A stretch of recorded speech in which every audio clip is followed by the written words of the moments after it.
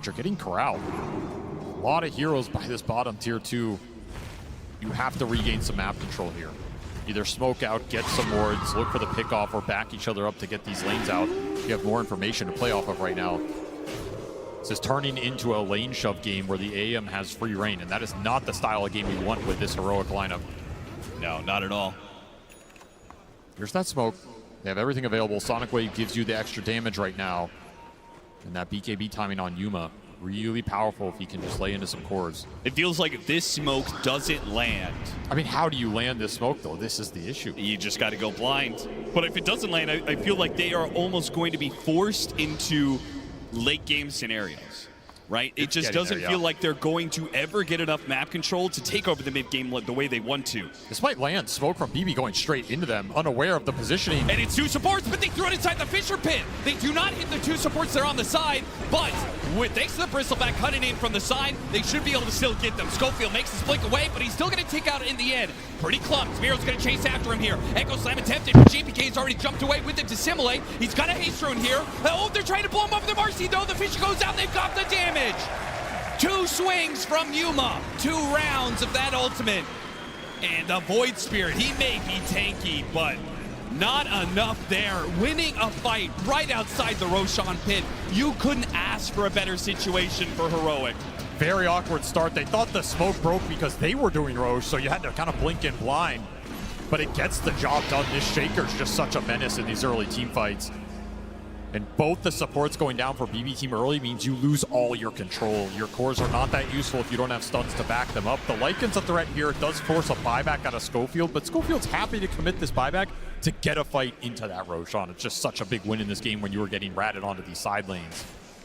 And Pure not confident enough to go in here with limited resources. Not great mana void targets this game. He doesn't want to be dragged into these fights right now. He'd rather have the game just be split up across the map. He was having a great time. Now all of a sudden Heroic pick up some steam. They're going to get another aura on the Chen as KJ will finish mech on top of the drum. A lot more sustain coming into this already pretty tanky lineup with the 2 brawlers on the front line plus the Marcy, who now is an Aegis. Momentum shifting back over to Heroic's side after that team fight. The smoke, it worked out beautifully. Now it's time to see if they can actually be a little bit more on the offensive, if they can actually get some of that map control back. Some of the ways they're trying to address this, they've got Schofield going more lockdown in the Rod of Atos. Pure, he got hit by the stun, push back in. So much burst damage. Beautiful connection there. That's a very limited window to hit that. They hit it absolutely on point. Yuma making his presence felt again. And that was Pure getting a little greedy, trying to kill some Chen creeps and Dom creeps. He actually mana voided them too. It just shows you how much it takes to get some of these off the map sometimes. Oh yeah, he's been mana voiding neutral creeps probably every 2 minutes or so. Yep. He hasn't done it off cooldown, but he has been done it a number of times this game. Probably feeling like if he can just get to the late game, he'll be able to win it for his team. But farming that area in particular, I think, is dangerous because you know that Heroic, considering they have the Aegis, they're going to go for the Tormentor at some point. They're going to play to that side of the map soon.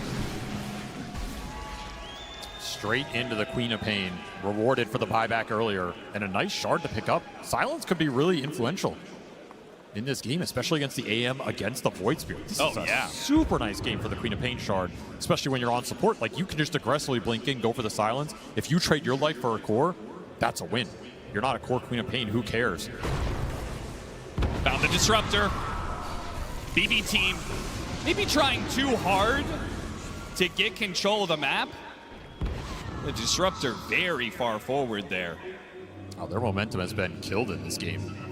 Heroic starting to take a lot more control than I expected. Sage spots KJ, trying to take some Lotuses, and he's got no allies in the area. He's definitely going to die. And BB team know it too, thanks to this lane ward they have at bottom.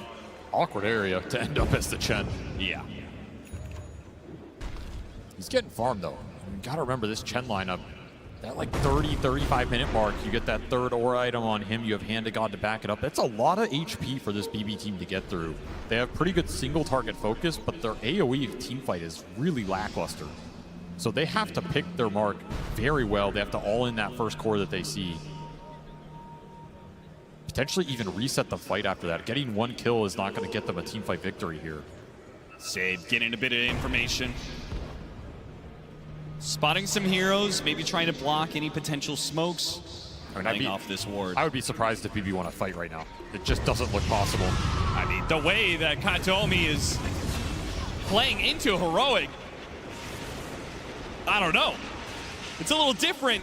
5, 6, 7 minutes ago, yeah, BB team had full control of the game. They may be able to pick off Analog here. As, yeah, he is shot down, just too much damage. Playing around that one ward they have down there, super nice find. Felt confident with the shield rune plus Hand of God, but the Vessel off of GPK will negate a lot of that potential healing to come through. It gives you confidence to go for these pickoffs, and that's where this lineup will thrive. Just keep finding solo kill pickoffs. Don't let Heroic group up and take objectives to force the team fight. You're going to be a lot happier around the map. We see what the anti-mage is doing top. He'll instantly get pinged. I mean, you can ping him, but to go and kill this man takes a lot of time, takes resources. Yeah, if you don't kill him right now, he's going to have a Manta, making it even harder to pick him off when you get that jump, like that silence from the Quap, for example. Interesting smoke from BB going through the gate. Almost like they're reading some sort of play that was going to go on the AM and they were trying to back him up. Instead, they just run into Whisper. Yeah, it's just a Whisper. Now, he has a BKB. He pops it now. He's got his team joining him. They've got some Suns on Pure. Pure is the one who has to blink away. And what they get out of it, still 250 gold off of that Helm of the Overlord creep. Something to work with. BB team just out. Continue to farm the map. No reason to take that fight head on. No. That'll waste the Aegis period here for Yuma. Time's out. So that next Roshan potentially in 3 minutes, you're looking at that. And you really want it if you are Heroic. You gotta gear up for that fight. Could be a fight that BB easily contest if they have some nice item timings for it. I don't know. I mean, you're going to get Aghanim Scepter on the Void Spirit, but is that going to matter if you're matched up against triple BKBs? The BKB timing is going to be tough for BB to fight into, but they potentially have Nullifier on Lycan, that Ags on the Void. If you can get to another item on the AM, I think that team fight is absolutely doable. Again, you're looking to go in, get a target, or pop BKBs, reset, kite that fight out, re-engage. It's not just an all-in slam. Sure. For Heroic, it's a lot more straightforward. You can just go in and slam. Yeah, see hero, stun hero, all in. Especially Yuma. If stuns connect on a target and he can get in there with the rebound, he's just going to shred anybody in this game. This Marcy AM matchup is not fun for AM until, 4th, 5th item, you can start to kite the fight out and maybe survive. Even then, I don't think it's still ever good for Marcy. Yeah, I don't think it's ever good, but at least then you have a route to take the fight. Right? Sure. You can try and dodge and play away from the Marcy, kill other heroes, kite him out. But Yuma's going to be really confident in this matchup, and if he can finish this Daedalus, which is coming out very soon, it's going to take 2-3 seconds of stun duration. This AM's gone. And there it is. There's the Daedalus and the damage buff up of the Vlads from the Chen. Could also potentially find an Alpha Wolf in this game. You could buff his damage considerably here. Yeah, and Bristleback won't say no to that either, right? We have two big physical damage hitters. And because we see this Bristleback scale up, we've unfortunately seen a Battle 3 Bristleback even, but the Seeing Red facet is no joke going into the late game. And even the Earthshake, a lot more magic damage out of him, but that Enchant Totem still hits pretty hard. This AM is not going to be protected in this game. So I think you have to almost go 4 or 5 items on Pure before you take the head-on fight. I just don't think he can enter it. Maybe you get a really nice Mana Void target after BKBs are out. They know he's here, but the Fisher just a little shy. GPK able to get a jump away, and now Schofield is an easy pickings for BBT. Their long-range poke and kill is so nice with this trio. Yeah. Just so low committal. You can't turn that play. There's nothing to turn on. Yeah, much harder for, I think, particularly for Marcy, who is kind of the shortest range core of these initiators. Like, you really need, you can't really contest this, like, 1,500 range that BB team is working with. No shot. The fight for Heroic has to be within Yuma's range, and it has to be centered around that Marcy damage. And every time you overreach or that fight gets stretched out, way harder to connect with your biggest damage source. So more time for BB to split this map. The game continues to be dead even. Yeah, well, look at that. I mean, Whisper is thinking the same thing. Yeah, I need to get on top of these heroes. He buys up a Blink Dagger. Yuma buys up a Blink Dagger. Double blinks for Heroic trying to solve the gap close issue. I like it. More mobility in the fight to find your core target. More instant damage follow-up on the stuns from the Shaker. That could be a big problem for you in this game. The Blinks should fix that. And Analog, he's going to find a gift down here. Yeah, what is this? Pure, once again, farming just a little bit too aggro. See ya. They are more than willing to drop double ultimates to get a big kill like this, particularly when Roshan is in that spawn tier. That's a huge find. Absolutely huge. Just gifted. I mean, I think that was a look of surprise from Analog. He's like, wait, this is real AM just sitting here farming. Yeah. That Roche will be in 30 seconds time. So Heroic are going to set up for it, hoping it'll spawn sooner rather than later. That's a really long spawn for them. A little unfortunate here. But it also means they can just keep trying to take fights. They'll run into some wards, clear out the area. Thanks to a gem on Yuma, not even the Wolves are safe to scout out Heroic. Max spawn. You try and force it now. 15 seconds on the AM. There's a window here. I mean, they have a lot of physical burst to put into this. I also feel like it's easy for them to do it with just 1 or 2 heroes.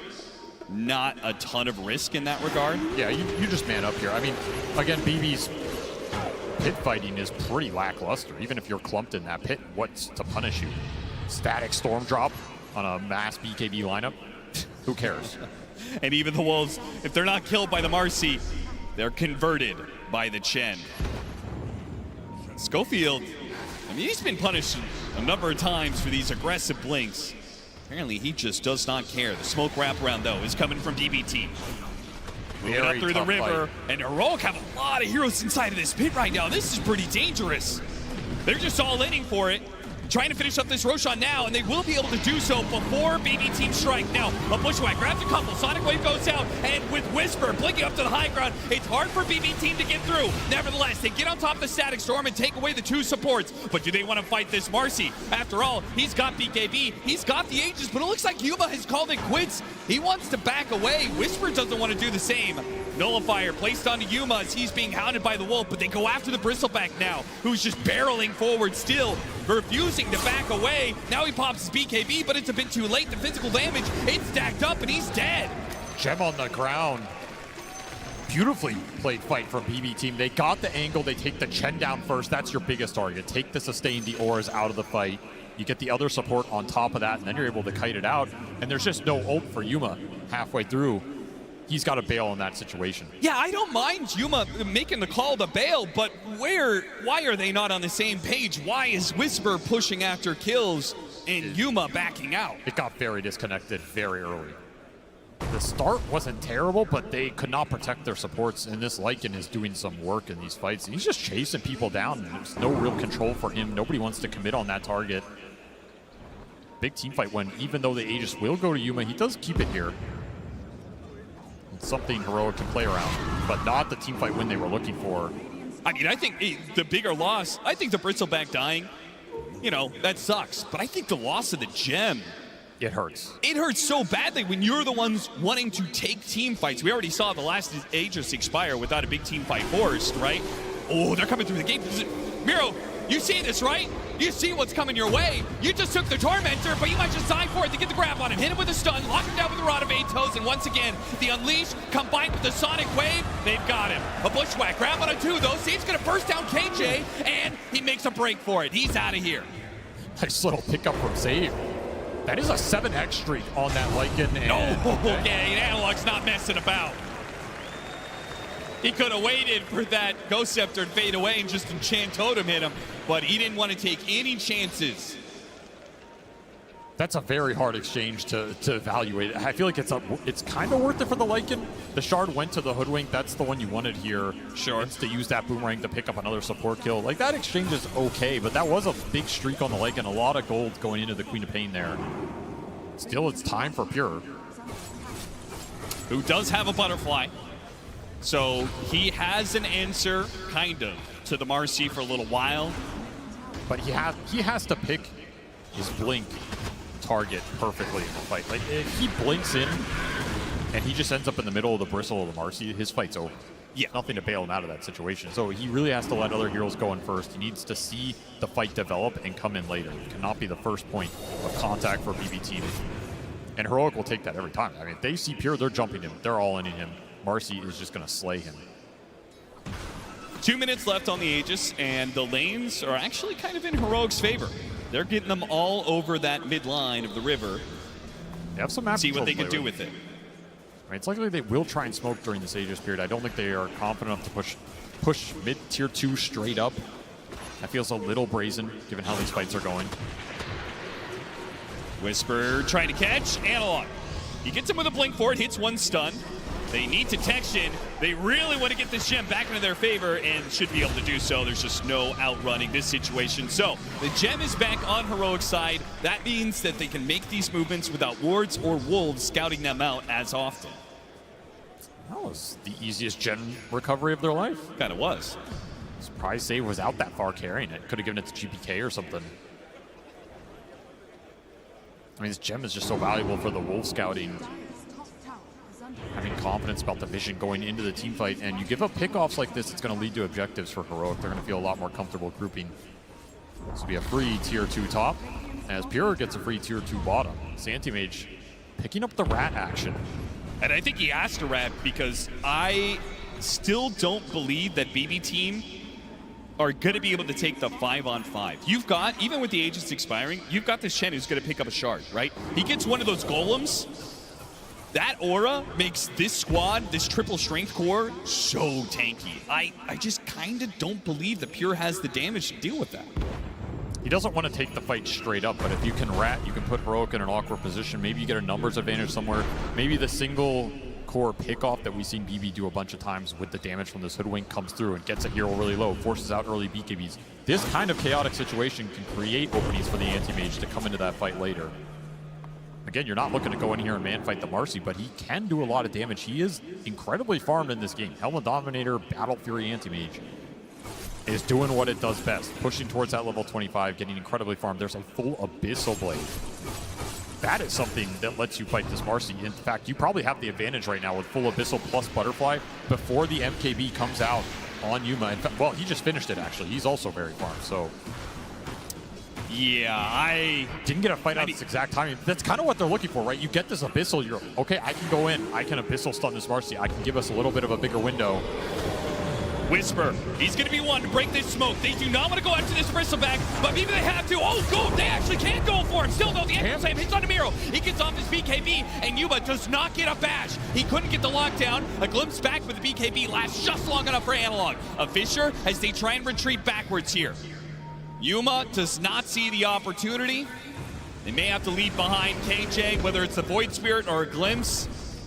Maybe they can protect him still with the Fisher as he gets up to the high ground. Pure with the Helmet Dom spots him, but Disruptor too far away for now. So in the end, it's Whisper to die. Not much else out of that fight. I guess Schofield did buy back once again. He is certainly not making a whole lot of progress in that network chart.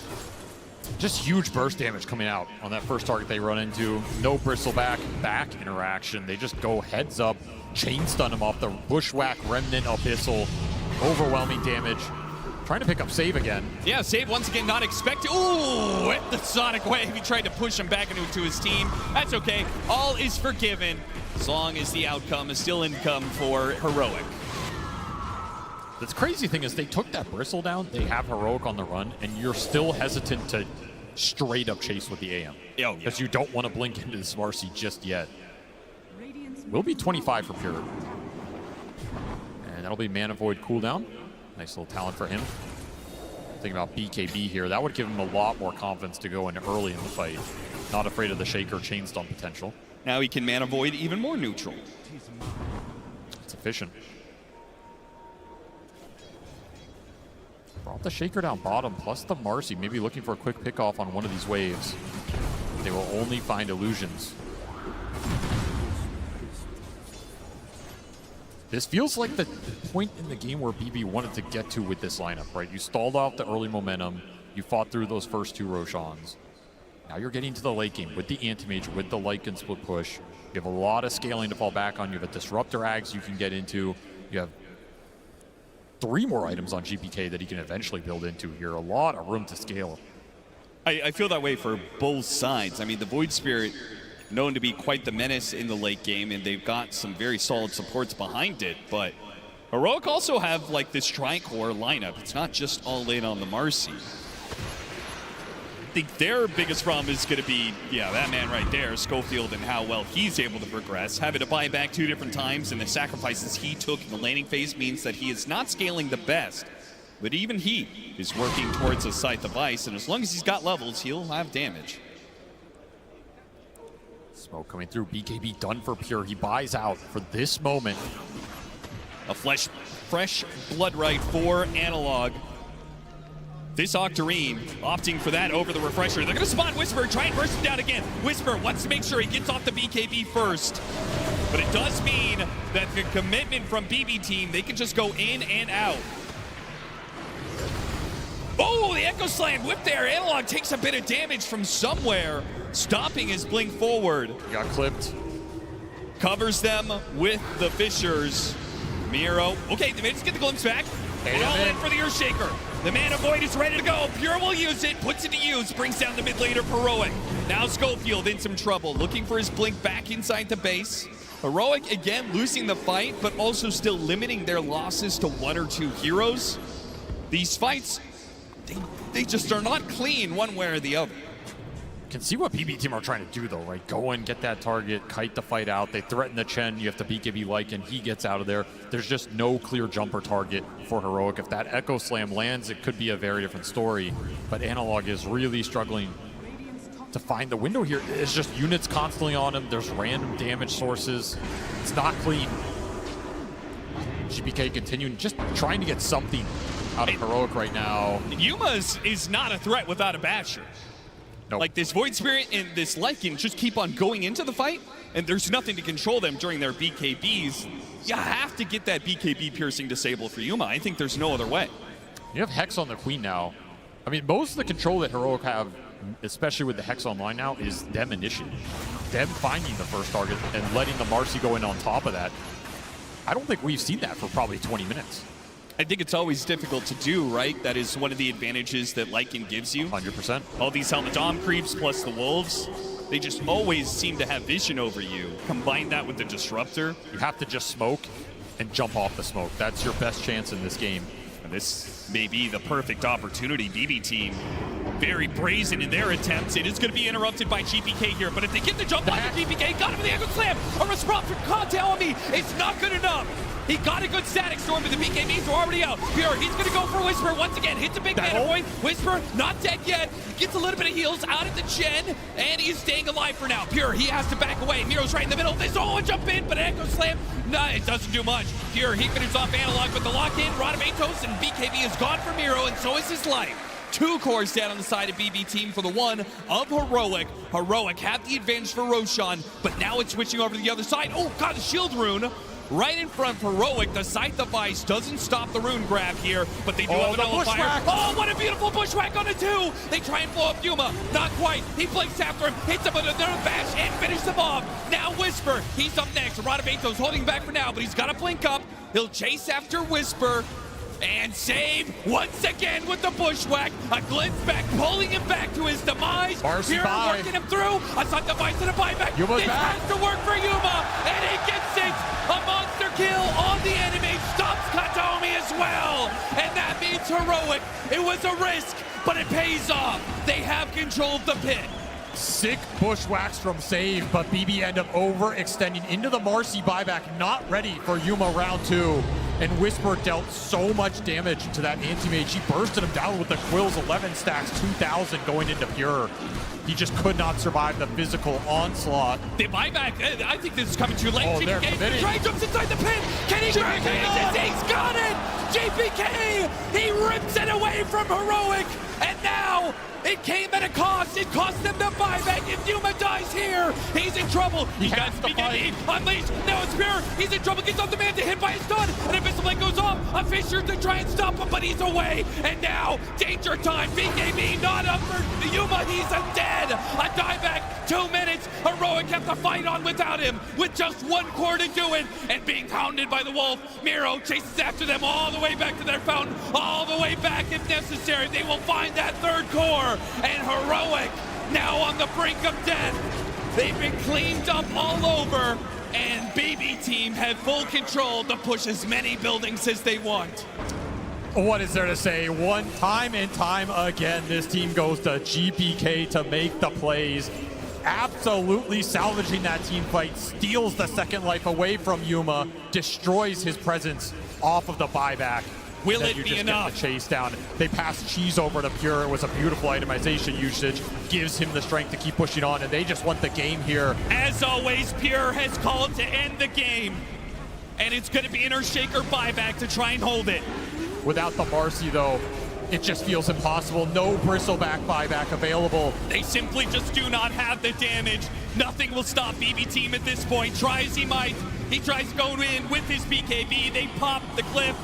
But it is delaying the inevitable. BB Team, they have routed you, they have outfarmed you, and they will take game number 1. What a game one it was. These teams are just here to brawl. There's a lot of creep action going around in the map. I'm sure it's very uncomfortable for Heroic to play, considering how they would prefer to play this game, but that is what you're up against. And this BB Team is just, they're weird, man. Like, they have these games where it looks like a struggle, and then at some point, the switch gets flipped, and they are just in zone. They are hitting every spell. They are routing you in the fight. The game just ends instantly within 2 minutes. We saw this yesterday in that game one they played. I don't really know what's causing it. I don't know if the early game is just so awkward it slows all their pace down, but once that switch gets flipped, this team is on, and they are terrified. 35 minutes of farming. The Animage has come out of the jungle. He says, I'm done farming. It's time to end the game. And Pure does just that.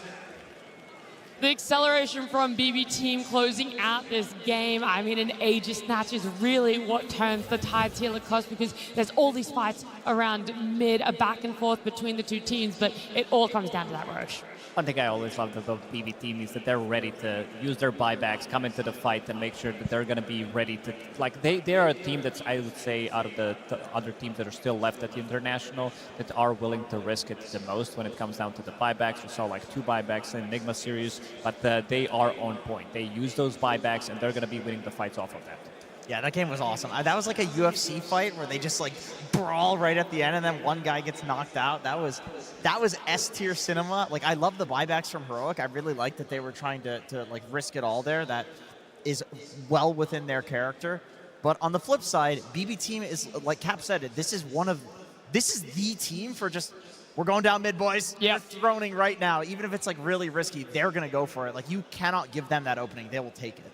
Yeah, I mean, they know exactly when to take it, when it's offered to them. We're going to go towards that earlier part of the game here, though, Lucas, because there was so much done by this Disruptor to really help out the lanes, to really help Miro, which you said that Lycan was going to be a big question mark in biding the time for this anti-mage lineup. Yeah, and he was throughout the whole game. I think Hataomi understood that top lane wasn't really playable in terms of who he's laning against. He was laning against Bristleback, which is not the lane that they want to play to. They got one early kill relatively early on, but he is ready. This is level 3 Disruptor, 4 minutes in. Kind of leaves Anti-Mage alone in the top lane, gets a really good pick-off, and then moves to the bottom lane 20 seconds after, which is going to be resulting in another good kill. Hataomi was pretty much involved in most of the kills at the early stages of the game. That's why this Disruptor pick, when we talked about it, it gives them so much value. Like, you're trying to get out, Yuma's going to try to go with the rebound, but Disruptor's going to be able to catch him anyway. And the Miero, they needed a good start on him. I think Miero had an insanely good game, and in this type of a matchup, we know that Whisper, he's not the biggest enjoyer of the Lycan. He only has 18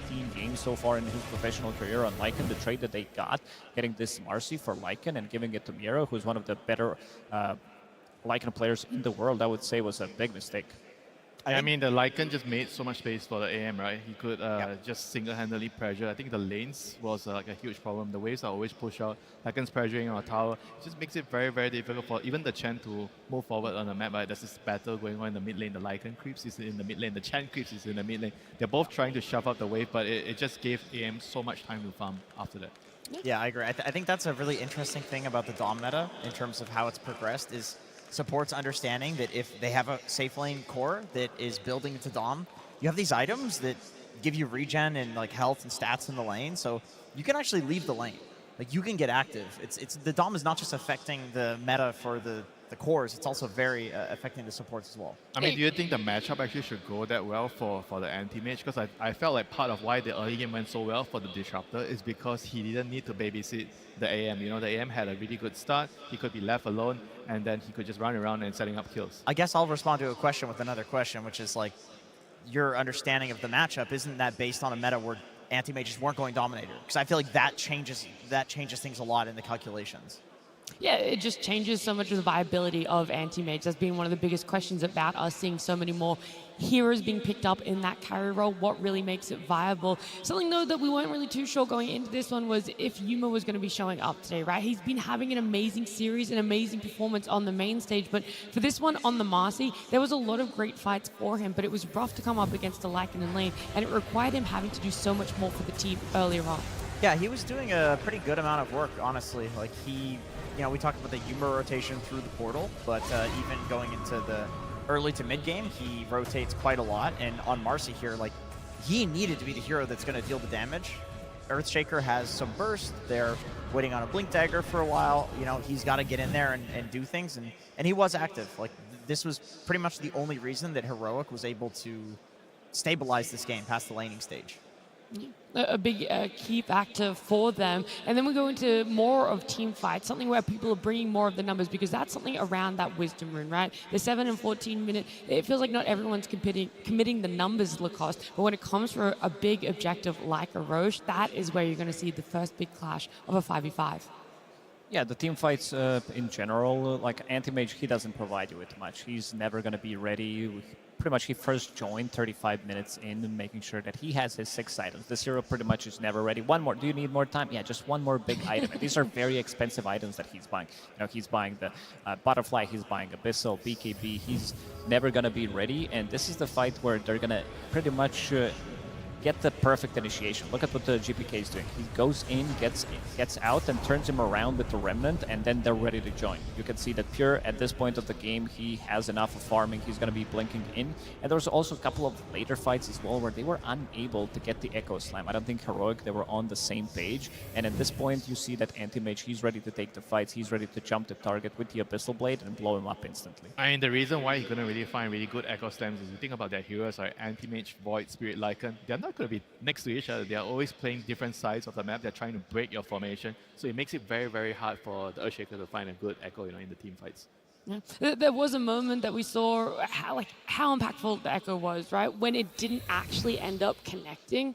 We have to look at this. I'm curious. I want to look at this very closely because I wasn't sure exactly what clipped Analog here, because he had a really great, big Echo opportunity. Look at BB all stacking together in the top right of the screen. What was it that clipped him? Oh, it was Disruptor. The Disruptor Q. Okay. Extremely heads-up play from Katomi then. I mean, we talked about how he performed in the early game, making the rotations for his team.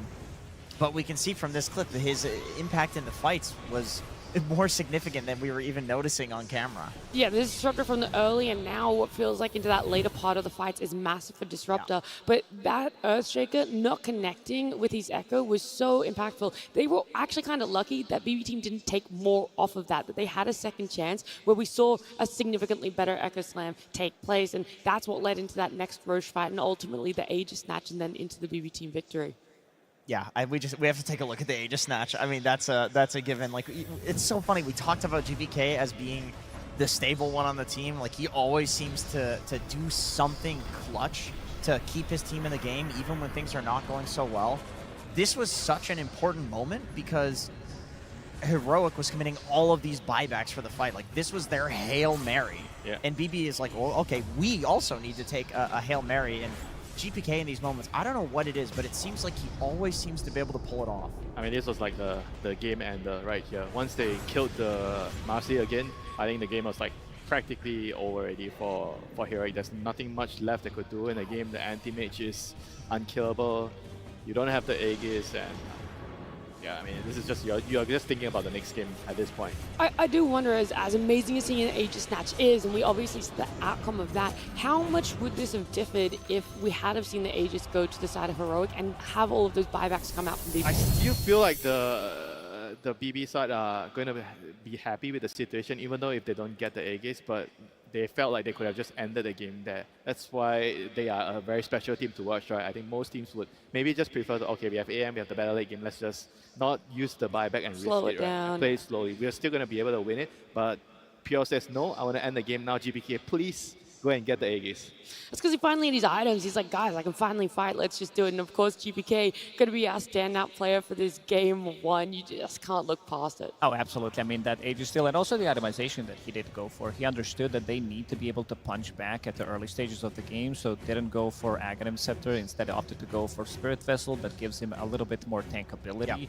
Gives him extra bit of a damage. Like once you finish off your Spirit Vessel, once you get to tier 2 neutral items with the Strength Treads, you basically have 2,000 HP. If he didn't steal that Aegis, I would say that Miero, like, he's kind of my MVP because of how well he moves across the map. And this guy, it's pretty much his meta. I think I said it pre-series that this guy enjoys playing these heroes, and they got a very good pick for him. And also understanding how far he can push the limits of his hero with that Wolfpack, getting extra 5 seconds when he gets the kills, and also itemization. Like this time around, he didn't go for a relatively early shard that we usually see, opted to go for different items, picking up that AC relatively early on, understanding you're playing against Bristleback, you're playing against Marcy, there's going to be a lot of physical damage coming out, so making sure that the whole team is tanky enough. Yeah, we're going to take a look at this game from a different point of view. We're going to head on over to Purge. He's going to give us some more details. Hi, everybody. I know what you're here for. It's about Chen, right? That's why you're here? Yeah, he's one of my favorite heroes sometimes, but something that was really interesting about what King Jungles did this game, he got a completely different facet. Every single Chen player that I've seen grabs the Sagers because it helps them control the early game. But there's little things that are interesting about this early Hellbear. It gives an aura for everybody's attack speed in the early game, and if it dies, it gives your team 120 attack speed. So this means you can actually fight your opponents in the laning stage. And Heroic drafted this knowing that draining the Lycan's mana is not that big of a deal, and instead they can use this Hellbear to fight. If you kill the Hellbear, your heroes attack fast, and so you have to go for hero kills instead, and this allowed them to get a really early first blood here. That big chunk of damage, by the way, was the bodyguard linking these two guys together and save attacking him once. So he got attacked a couple extra times. So early first blood gave them a really nice advantage. Look how strong this facet can be when he fights. He contests the Lotus by himself with his summon, and he uses his third skill on him, which is going to give him and his creep 5 bonus armor. So 2 different heroes actually get zoned by him by himself with that facet, and he offsets the minus armor from Lycan just by casting that third skill. So look at the pressure that they're able to put on Miero in the laning stage. It's actually kind of a miracle that he was able to recover and have such a good game, because this lane pressure that came from this different facet on Chen was huge. And when the wolves come in, you steal one of them, the one you have has 300 more HP, so they basically just took away his first skill and all of his skill points. Great lane pressure there by Heroic. And then how this transition was really interesting here. They used this Ogre to stack. Basically, King Jungles focused a lot on farming because he wanted to buy aura items, like plus armor items, that made them more resistant against the physical damage that was being done. And something really cool about this, about the Chen that got buffed recently, look at this damage for Clap here. He's level 5 and this thing's doing 250 damage. This is his special one that he summons here. So he's basically using this facet to not only win the lane, but also increase his farm speed and counteract his opponent's minus armor. And then he's using his creeps basically just to push out the lane while they go get ready to do stuff, because now he can do this much faster than Helm of the Dominator can. And by pushing these lanes, what it does is set them up for a perfect Roshan. So they basically just stop every single creep from getting in Roshan while they prep to do this, partially using the lane push, because all of those lanes got pushed in really effectively. So everything they send in there to try to kill it gets destroyed, and that's why they are able to take this Aegis before BB Team was able to respond in time. Great use of map control, the summons and all that. It was a shame it didn't work out good enough, but it was some cool new tech that we got to see. I love to see when a hero has so many viable facets, the way that you can play the lanes so differently. Of course, we see that Disruptor really helping Miro the Lack and get back into this one, but it's crazy how different of a game it would have been just based off that one Chen facet. Yeah, he's right. I've never seen that one before. I had no idea that the Ursa Creep did 350 damage when you have it maxed out. That's kind of crazy. I mean, obviously it falls off. But for the early game, if you want to farm, you are going to get your auras faster. Yeah, maybe something that people who like to spam Chen might be starting to pick up for themselves. This arena, by the way, is very full. There's a lot of cheers for both the side of BB Team and Heroic. And someone who's down there right now with our fans is, of course, Tsunami. Thank you very much. Yes, indeed. The house is packed here tonight. But as I had mentioned at the very beginning of the day, it is a bit solemn. We have to have eliminations. Such is the nature of competition. And for every single iconic moment we've had in Dota, there's always been a team on the receiving end of it. So I'm sure Eastern European fans, do you remember the $1 million Dream Coil? S4, Puck. I know, it's tough memories for the Na'Vi fans, but the Alliance fans remember it fondly. Meanwhile, Chinese fans are still haunted by the voice of Seb! And South American fans, yeah, South American fans, we have a lot of these. I mean, there's no TI for South America yet, right? But there's one play that is still in our hearts. Allow me to set the stage, Tsunami. All right. TI-11, there's the Howland. TI-11, Singapore. The smell of chili crab in the air. And more importantly, hope. For Thunder Awaken has made us the farthest they've ever done at a TI. That's it. Liquid, one of the best teams in the world, fighting in the lower bracket, literally for their life. Last game of the best of 3. Income Sacred gets the black hole, Pango inside of it, 1 HP. 1 HP, and every single South American fan skipped a beat as they saw the Pangolier roll away infested by the life stealer of Meke. All hearts broken, many Liquid fans would cheer, but Thunder Awaken and all of Peru will forever remember this day. But that's what they are, resilient. We are the 1 HP warriors. We're the ones that survive. We're the ones that make it through. 1 game loss means nothing. Heroic can do it this time. Let's go!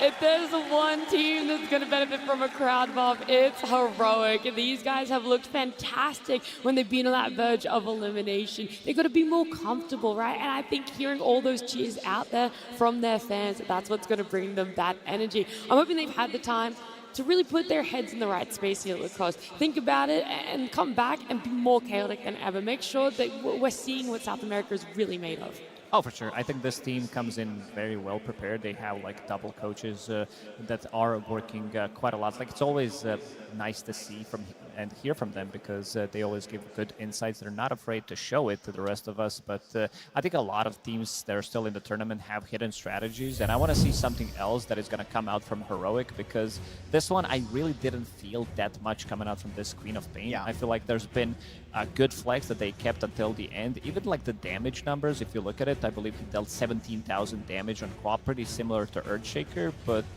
something was just not clicking. I want to see Schofield on a bit of a different hero, something that can be more annoying. Even Queen of Pain, she does have a Blink Dagger, but some of these melee position 4s that he really excels playing at, Clockworker, Tuska, I want to see them on heroes like that, something that can buy time, something that can relieve pressure off his mid lane, something that can have a greater impact. To me, yeah, it's not chaotic enough. It doesn't create enough space on the map. And honestly, I thought Queen of Pain was completely imba about like 2-3 weeks ago, but the meta has changed so much since the road to TI. There's people building all of these DOMs. You know, Lycan is very popular, like tons of summon heroes. I don't think Queen of Pain is that good anymore. Is that because of those items you're saying that Queen of Pain has kind of fallen off? Because but you also have to look at the reason, right? Why did they want the Queen of Pain there? Because they wanted a hero that could be moved around, flex, and confuse their opponents. But I think they didn't really count for the the anti-mage at the end, or maybe they did and they figured that, oh, we could just do the co-op support, but it didn't work out because for their lineup to work, they really need to get away with like some sort of early game advantage so they can snowball. Yeah. But they just didn't do it in the game. It felt like it was leading up to that for the support Queen of Pain, but we see double buybacks throughout the duration of this game, and I think that's going to slow. It doesn't matter what hero you play, that's going to Well, be. Schofield's going to do that regardless, no matter what hero he's playing. Okay, all right. Maybe I'm a little bit misguided on that one. Yeah, I feel like it just came down to like the strategy that they chose, right? I think in the first game of the series, it's fine if you have some idea that you think it might work. Yeah. You know, you try to use a flex pick, but maybe your opponents are not aware of, and you try to lead them astray with the draft. Okay, fine, didn't work. Next game, you have to just keep your heads up, held high, and go for something else.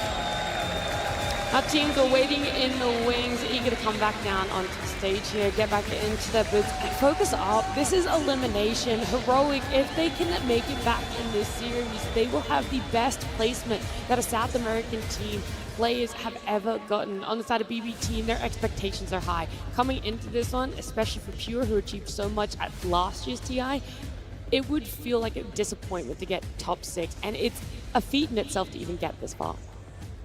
Yeah, and I think BB team are also a team that having one game advantage in a series is pretty scary. Like, they're willing to pull out some crazy stuff. I think that they also play better with confidence. Pure in particular is not going to have one of these like 1 in 17 anti-mage games after just winning a game, especially with the anti-mage. Like he's gonna pop off in the next game. So. I mean, also for Heroic, right? Every time they lose the first game, they kind of lose the series, right? They haven't really played any 3-game series so far, So this is definitely going to be like a huge challenge. How are they going to overcome this BB team here? Yeah, but that's funny because BB team right now on the main stage, all they've had is 3-game series. So it feels like what exactly is going to win out here in these two teams? Because BB team, there is the confidence that carries over. I 100% agree with you there, Jenkins. But sometimes it's a little bit of overconfidence. Maybe they try and think a little too far ahead. Yeah, it's possible it's a blunder against Heroic because Heroic does like to play chaotic. If you play overconfident into that and you give them some openings, they will definitely take it. One scary thing about BB team is whenever we talk about them, this is the one scary team that has an extremely good early stages of the game. We haven't really seen that so far at the TI. I would say that this is something that they've been lacking, but if they can start doing that as well, that they've been doing ever since they've been formed pretty much as a squad, this is going to be a very, very scary team. They already are, but imagine if they can really push the limits, win the laning stage, have that 5k gold advantage 15 minutes into the game. Yeah, you're right. This is a team that is extremely aggressive and knows how to close out the games early. Historically, they've dominated lanes and then snowballed that into a dominating game, but that's just not how it's been so far. I felt like they've been a lot more patient than like compared to like a couple of months before, right? I feel like whenever they were having this sort of lead before a couple of months ago, they would try to push it maybe a little bit too far, hence the throw-in nature of the team. And in this event, I feel like they have sort of like addressed that. They played more defensive when they could just sit back and farm. And they muted Pure's mic. Yeah, and when they needed to go aggressive, they would have tried to use their buybacks and do something aggressive. So I feel like I like that balance. I like that change, and it certainly paid off. So far. Anything else though? When you guys see this, it could potentially be Heroic's last game on a TI main stage. There's going to be some staples that you guys are eager and itching to see. I mean, you're dangling it in front of me. I want to see the Pudge if that can come out. Like, I would love to see an early phase Meepo. It wouldn't even surprise me if BB is expecting this and that they first phase ban like these cheesy specialty heroes. I feel like Heroic backs against the wall. Like, they're going to take risks that we have not seen before because this is them right about to be eliminated. Yeah, if they have to play like a normal game, I think it's going to be difficult for them. They have to throw things off the balance and try to surprise them. Just first pick the Meepo. Just whip it out. I actually wouldn't mind seeing KJ going back on that Shadow Demon as well. I know he still had a really good early game for the Chen, but there was so much when it came to team fights on the way of trying to pick up that hero. But we don't want to discuss Theorycraft anymore. Our elimination series continues between these two teams. BB Team versus Heroic Game 2. With BB Team up one game, they're feeling confident, they're in a good position. Our draft has already begun, and the bans and first picks coming out already, where we're going to see a Nature's Prophet for the side of BB, and of course, here we have an Earthshaker for the side of Heroic. They're going back for it. They feel like they've not lost confidence in it, and maybe it's more open to be flexed now. It still does a lot in most of these games. So, like, you could see that BB team wanted to invade enemy triangle. They saw him going into the triangle, but they were keeping the distance, not allowing them to get instantly killed on 1 or 2 heroes potentially, but wanted to get something out, knowing that Earthshaker is still going to be very low HP after clearing those Ancients, because you need to drag them close together. But again, you get very good timing on a Blink Dagger after taking the Ancients, and Analog, he did have a very good time in terms of killing the enemy carry hero. Yes. Bird got killed like 3 or 4 times by Earthshaker because he got that early Blink Dagger. Nature's Prophet to me is such a classic game 2 hero, because especially if you win game 1, because I feel like BB thinks that they are just simply the stronger team, and if they can win the lanes, win the early game, they can absolutely up the tempo with this hero. Nature's Prophet is a lane dominator almost against anything, and very few carries can TP around and get kills and take the towers like he can. I mean, you sort of see like a heavy emphasis on carries that can be around the map to push out waves, right? I think that's why we see it in a resurgence in anti-mage, because he's probably one of the best, right, outside Nature's Prophet to push out those lanes, and we saw it how much he could influence the state of the game by just shuffling out lanes and making it difficult for your opponents, and you give your team time to get objectives. This is very interesting. The bans Spectre, that just happened, seeing that they are banning out Spectre, which means that this Nature's Prophet is definitely going to be a core. So far, BB team didn't have much success with it. They only played it once. They lost that game. And Nature's Prophet at main stage DI also didn't win a single game. He's been played 5 times. Didn't find much success. I think the nerfs that did happen also are not in his favor. And now you're going to be playing into Earthshaker, into Clockwork. These are 2 very difficult matchups for you, allowing you to get on top of him, having multiple stuns. So he needs to do a lot. Even though he builds into Hurricane Pike, he builds into a BKB, still not an easy matchup by any means. Yeah. If it is going on Pure, I am also wondering about how susceptible it is in that early laning phase, because that has been the biggest weakness so far for Pure, is how punishable is this Nature's Prophet in that first 10 minutes.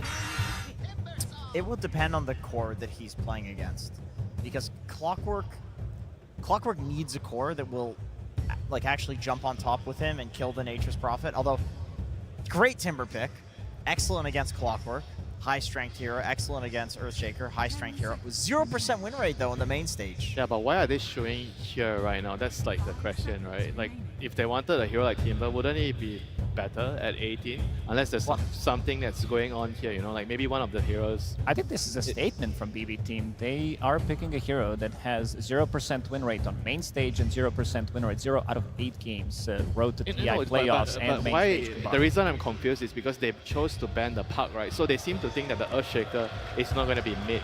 And now they're picking Timber, I presume, against the Earthshaker, which he wants to go mid against the Shaker. That's what I find a little bit confusing here.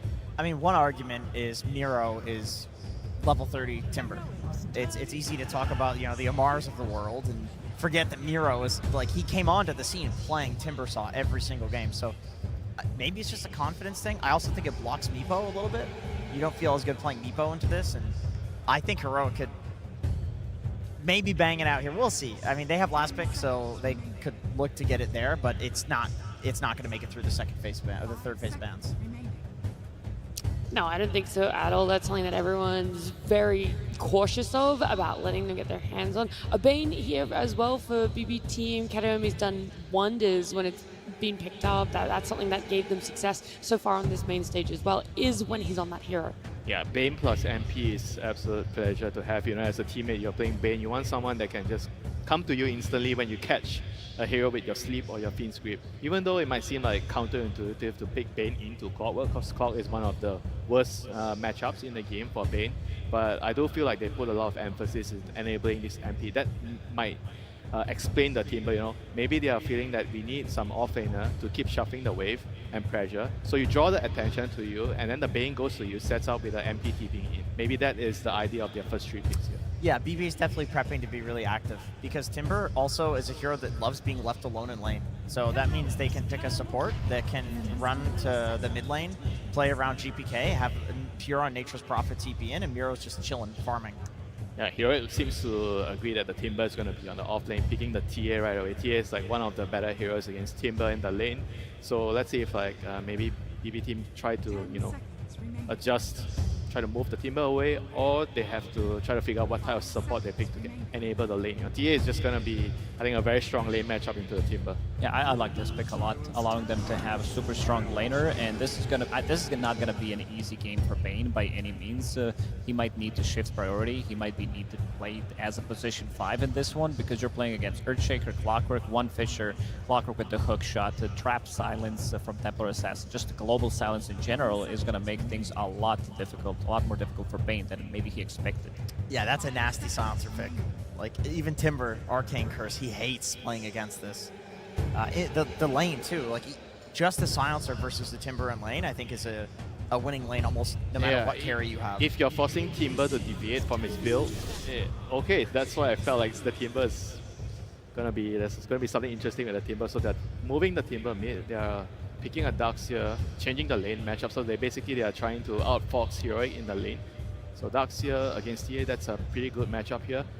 In the lane, they need a strong, probably strong position 4 to make sure that the silencer can't really bully the Darkseer too much. They could still get a very good matchup for them if they want to get something like a Lifestealer maybe for themselves and use this Nature's Prophet as a support plus the Bane.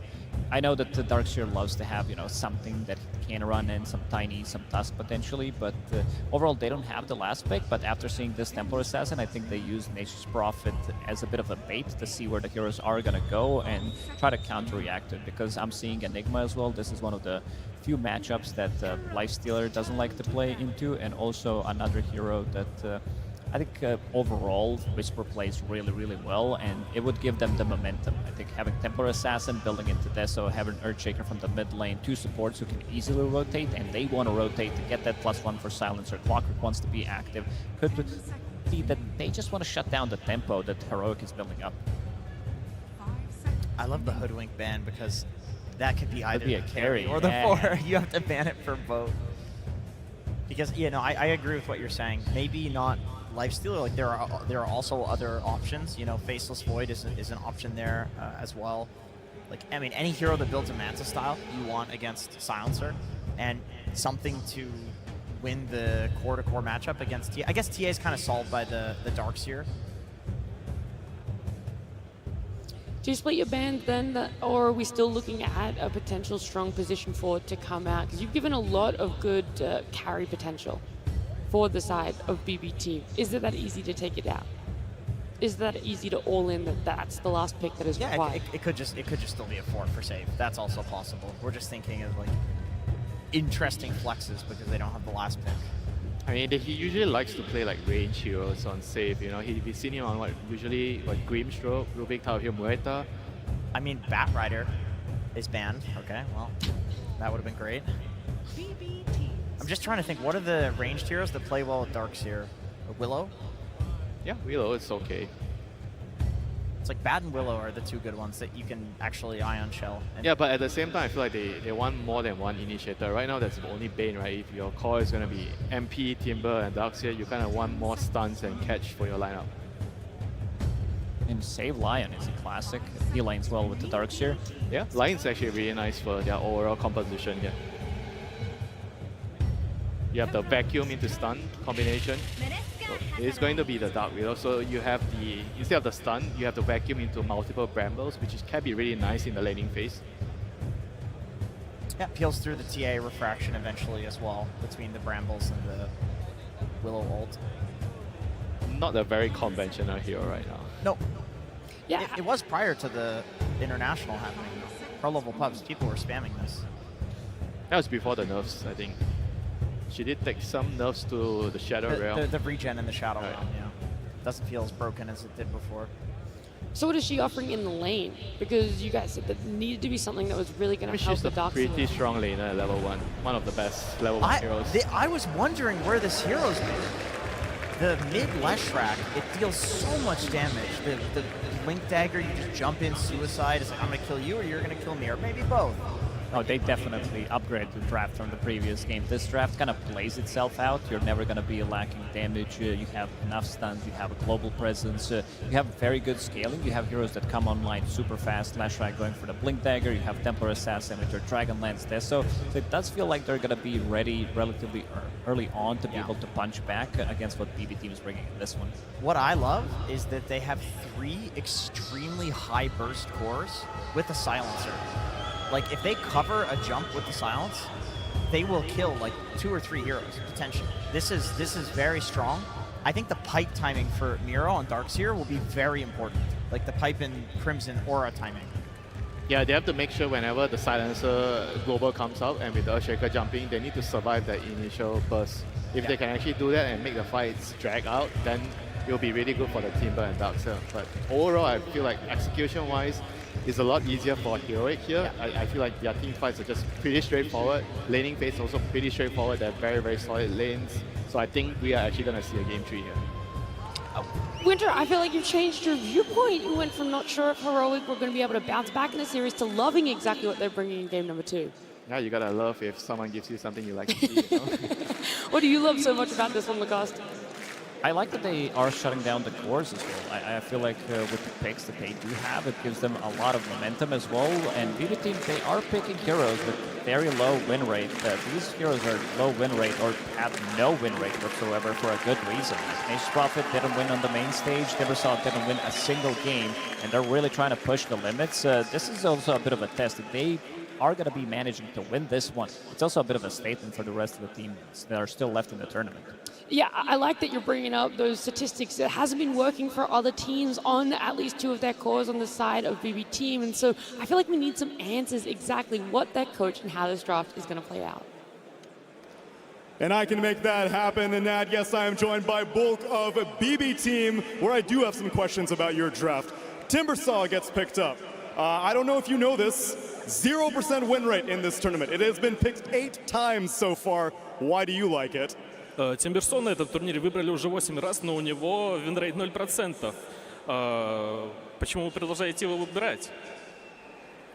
Мы захотели исправить эту ситуацию и поправить этот винрейт. We wanted to fix that win rate. No more 0% win rate after this game. Makes sense to me. Last game, I asked Cass if he was afraid of your last pick anti-mage. He said no. Are you afraid of the analog last pick Leshrak? В интервью тренера после прошлого пика он сказал, что он не боится вашего антимага. Боитесь ли вы их Лешрака? Нет. No. I'm sorry, I didn't get that. What was it again? Нет. No. No. Oh, no, that's what it was. I see. Well, then, let's see if it happens in this game number 2. Good luck, Bulk. And luck may be needed here. It seemed like the panel liked the changes that Heroic made to their draft. I personally like to see that Whisper is going to be taking over the Earthshaker, and they got Analog a Lashrak pickup. That felt like a nasty last pick here, Avery. There's a reason Timbersaw has been struggling this tournament. Now he's going to have to go up against another hero that can just absolutely burst and chunk him down. I'm looking to Analog to step up his game in this game too. I think he struggled the most in that game 1. It wasn't all on him. It was just a really tough game to find the angles for those Echo Slams against so many summons, so much scouting, a long-range poke lineup. You're against the anti-mage. Not the easiest Shaker game here. He gets the priority in that last pick. They put him on a super high damage dealer that can just get in the fight, play against a lot of heroes that he can just take down instantly. Looks like a great game for the Leshrac, and he has the silencer to cover him. I mean, what a silencer game. You're against Timbersaw, Darkseer, Dark Willow, Bane. This curse is going to hurt in the team fights. The global silence can bail out the grip.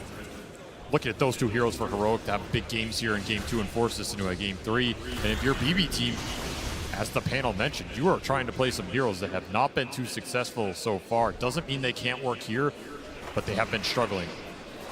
Save in some trouble. Already used the Shadow Realm. Unless he can juke through the trees, he is gone. That's going to be first blood to Yuma.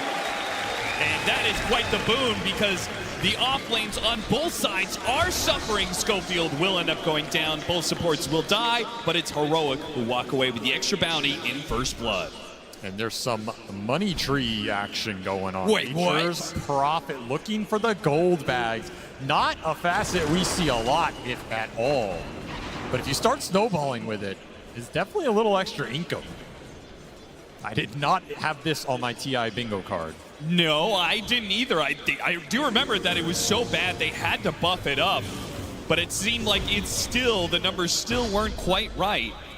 I guess in this matchup, it does kind of look like a free lane for them. So if you don't need the extra lane sustain out of the heal, why not, right? It's a double range matchup against a double melee matchup. Like, surely you should win this scot-free. Oh, vacuum pull back in, trying to go for KJ Fairy Fire. Ooh, he walks back into the Ion Shell and will be run down and saved. He's already healed up enough. Refraction from Yuma is quickly burned through. And he'll have to back away. No rebuttal here. Schofield, meanwhile, Fairy Fire of his own is going to be popped to stay alive. This double melee offlane's really suffering against the double range, plus the presence from this Furion. Look towards Pure to have a big game for BB Team. He can set the pace, he can drive tempo around the map, he can TP into all these plays, give you the extra gold off the money tree sprouts. Those can go either way too. You know, anybody can pick up those bags, so you really want to snowball off this facet if you can. True. Have some bigger presence in the earlier team fighting.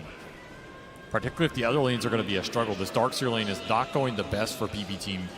And Yuma has had an incredible start on this TA. Despite some of the early skirmishing going both ways, he's absolutely free farming down there.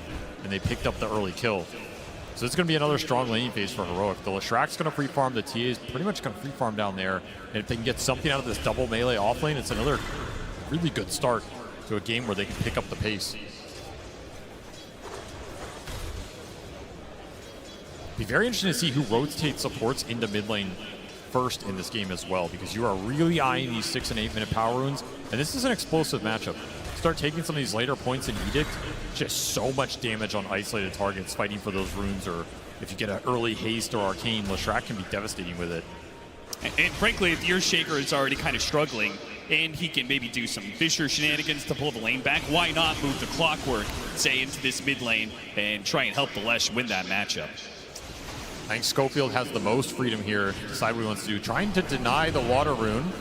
Miro chased down. The teleport will be canceled. A little bit surprising there. They were a bit low. Schofield brought low by the Nightmare. Katomi continues to menace this opposing support. He just cannot seem to use his cogs effectively at all. Every single time he tries to go for the cog hit, he just gets nightmared and hit a whole bunch. Getting outplayed in this early game. Will at least deny the water rune out from GPK. It's a little minor win on that mid lane. That was his goal here, but another slow start for Schofield. Once more have to make it up, and this is not a game where you're going to get a huge amount of stacks up with this Clockwork and be able to fall back on that. You have to find some action around the map. Action continuing in this lane. KJ not respecting the Shadow Realm Ion Shell combination. Maybe Yuma can, if he gets the kill on the core, it will all be worth it. But it's taking a lot of time off of lane. He still hasn't got to put the treads pick up. That'll help give him some extra movement speed to get the kill, and he does not get caught in the brambles. Perfectly manages his way through. Whisper, alone in lane, does not die. He still had some stick charges and a Lotus to burn through. Third kill in this lane for Heroic, and a lot of solo experience going into the TA. Honestly, I think KJ, he's more than happy with that exchange. His TA is going to be ginormous. Already almost level 5. Level 6 on the Leshrack mid as well. I mean, it's Whisper being sacrificed up here a little bit, but this lane was going to be the toughest lane no matter what. You pick these heroes for the mid game, not their laning prowess. You just have to survive through it here.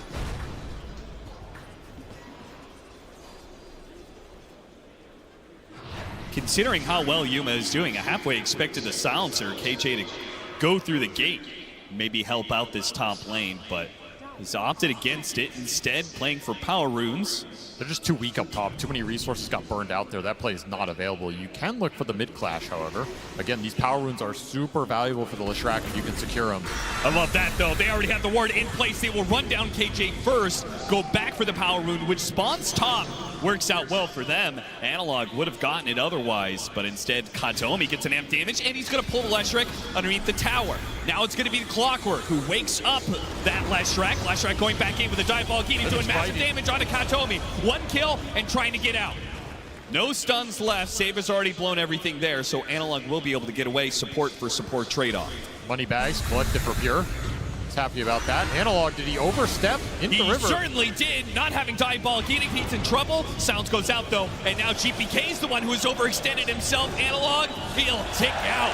Analog didn't have to run forward. KJ will collect that kill. GPK offering a respectful tip to KJ for the rotation. It's just such a good silencer game. They got it really late in this draft. He has great core matchups, great heroes to punish with the curse, and a great target for that global silence later. I expect a big game from King Jungles here. Pure feeling the heat of a Yuma rotation. Rocket Flare gives a little assist. But yeah, a bit too late. If it had caught him as Pure ducked away into the trees, maybe they could have killed it, but now Whisper has been baited to go for that Pure kill. Templar Assassin can't jump into this, not with GPK.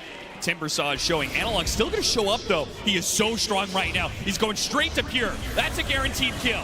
What else can you get out of this one? GPK tries to pick up a Yuma real quick. The refraction, blocking the damage, and missed the Timber Chain. Meanwhile, Analog, oh, he cuts him down with that long-range chakram. The Facet comes through in the clutch for GPK, and he still has plenty of mana to work with. No more Diabolic Eating, so GPK has free reign of things. A triple kill for him. Man, that's the kind of fight you wish you had that silencer involved in a little bit more. 3 points in curse. He could do some serious damage to GPK in these skirmishes. He thought he was going to get involved there. Instead, Nightmare pulled into the chakram. Analog, he goes for the Pure kill again, but around these ancient stacks and 2 heroes behind him, Analog can't go for another kill on this Nature's Prophet. Pure trying to get nice and aggressive. They know the ward's up there on the high ground, thanks to the Nightmare from earlier. And Whisper comes to defend these stacks. Does not want to lose anything. Does not want to split the experience. He needs this Echo Slam to recover. He will get it here, uncontested.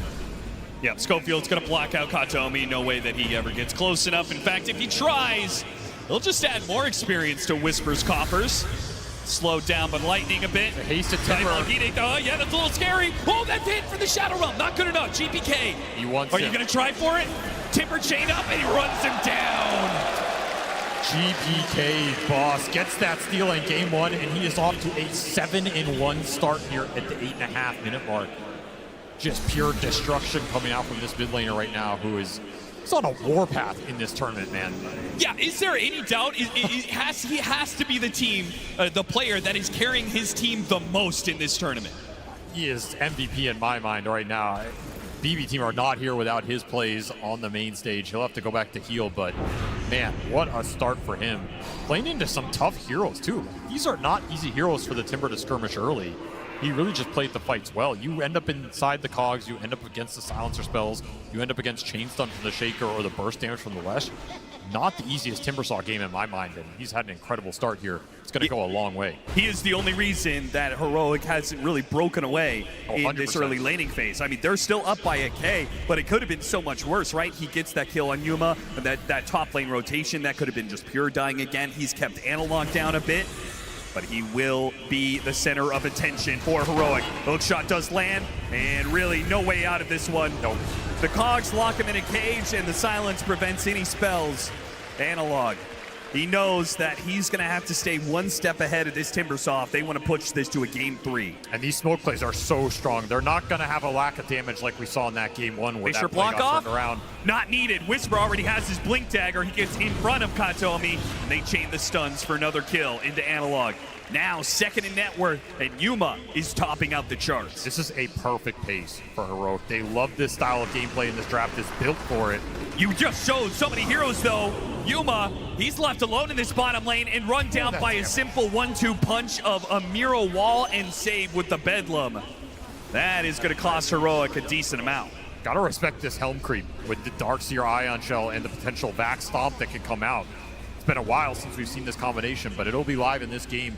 And all that space that the Timbersaw created allowed Miro to catch back up. He was doing farming.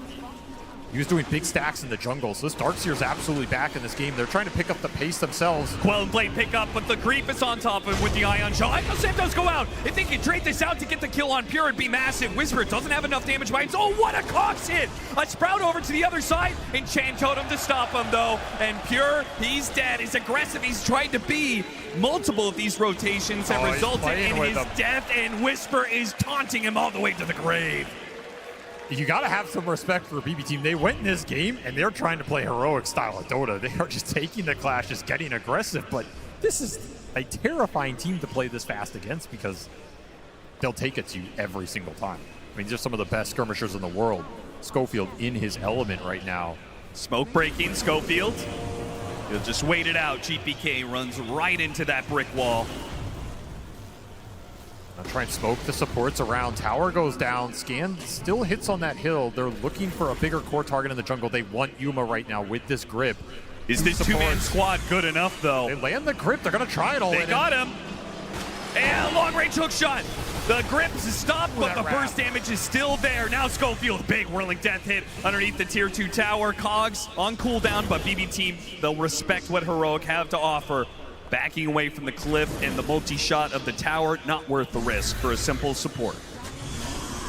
First part of that smoke did not succeed up the high ground, but they get the nice flank. Yuma just not expecting 2 supports to be taking him down, but Wrath of Nature gives you that extra damage on all these plays.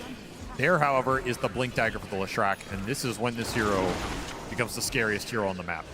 You pop the Edict, you blink on anybody, they're just gone. It's way too much damage for an isolated target. Expect a quick smoke out from Heroic. Still have that Global Silence to back him up too, so if you go in super aggressive as Analog, you can take that kind of fight. You can rely on KJ to bail you out of a really tough situation or some grip deep in the formation. Did he have that global for the Fiend's grip on Yuma earlier? I have to imagine if he did have it, right? He would have popped it, right? It's true. We have not seen it used. Maybe Yuma expected he was going to get some sort of bailout here, but let's hope that Global Silence is put to better use here. This is the same smoke path. They scanned it, and they have this ward still on the high ground. Their sentry in range never killed it. Yeah, this is insane that this is still up. BB team unaware and caught out by it once again. Global Silence just in case. I think that was a little wasted global there, but... Yeah, that did not feel necessary at all. They had that kill guaranteed. One courier. And a second couriers? Pure trying to juke it through the trees. Analog and Schofield, they try their best, but distracted by the courier, they still got it. But it is Whisper dying on the other side of the map.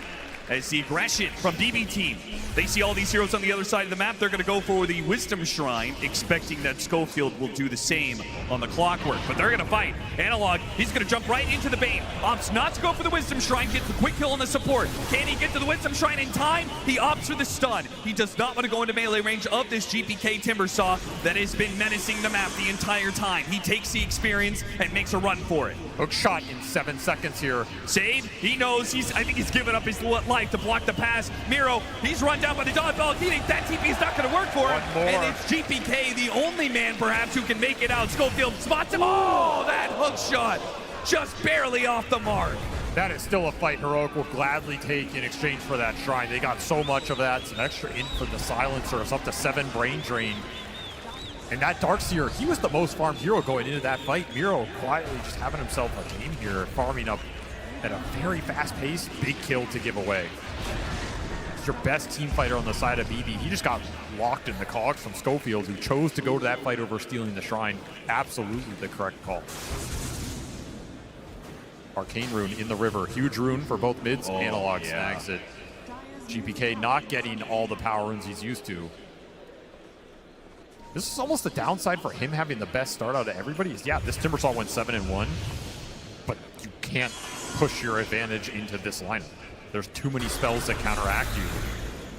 You need defensive items. You need either super fast Lotus or super fast BKB, and I think it has to be the BKB he's eyeing up because there's just way too many disables for you to play into. He also couldn't really use that momentum, not just because of the counters, but because his own supports don't start the fights. They can't really guarantee that heroes will stay inside the Timbersaw AoE, whether it's because of the Global Silence. Frankly, Heroic's heroes are just better for that, right? The Clockwork and the Earthshaker, they're going to be much more active at starting fights for their mid than BB team could be. Control is just more reliable here. It's also longer range. Fissure plus hookshot, you can start the fight from anywhere. This Dark Willow Bane has to get in pretty close, and that's super risky against this lineup. There's a lot of interrupt. That grip is 0% guaranteed against the global especially, but even if the global gets thrown out, there's still a lot that can stop you. Adesso online for Yuma, puts it to use, does not get the last hit on the mid tower. So missing a bit of bounty there. Analog, meanwhile, working his way through the jungle with this Invis rune, spotted out by a sentry. Did BB Team with the night vision of Kataomi. They certainly know this is coming, and he's going to be so far forward. He's going to be caught out the global silence. It hit, but the hook shot did not. Baited in by BB Team. Analog will overstep himself, and his team might be punished for it. Schofield, the 4-staff, gets him away from Pure. They will not lose anybody else for that blunder. All 5 heroes were there to punish him. Even the Furion coming in, landing a little helping hand, and the damage is just overwhelming. Even though you get Global to bail you out, you're stuck in the brambles. You're stuck in the chalk room. Just can't get out of there. You have BKB, I mean, that looks way different, right? But that is a ways away right now. Slowing this down is crucial. Any pickoff because of the Deso could lead to Roshan, right? But the faster you get this early Roshan and Templar Assassin, the happier you'll be, especially if you could do it during this night cycle where it is on the Radiant side. You can continue that cycle throughout the rest of the game. You'll always have that outpost advantage. You just want to find any sort of pickoff right now. Keep hunting, keep abusing the fact that Lesh is super strong around the map and you have good initiation. Any sort of big skirmisher fight will lead you into that objective. They'll find a little Kataomi. Nice little pickoff there. I don't think this is enough to instantly force the Roshan, especially where you are on the map, but you can chain this into something else as well. And you look at the vision right now, you would love to get some deep vision on Dire side of the map if you are heroic. The more information you can get of where BB Team are sending their heroes, the faster you can set these plays up. Pipe complete for the Darkseer. BB Team's... Yeah. Pure almost just TP'd into Analog up top. But they actually had a Dire ward on that camp, so they saw him. Oh, so he was teleporting to the Ancient camp? And he was about to go in there and farm. Would have been instant death. Nice defensive ops. Saves Pure's life. It does.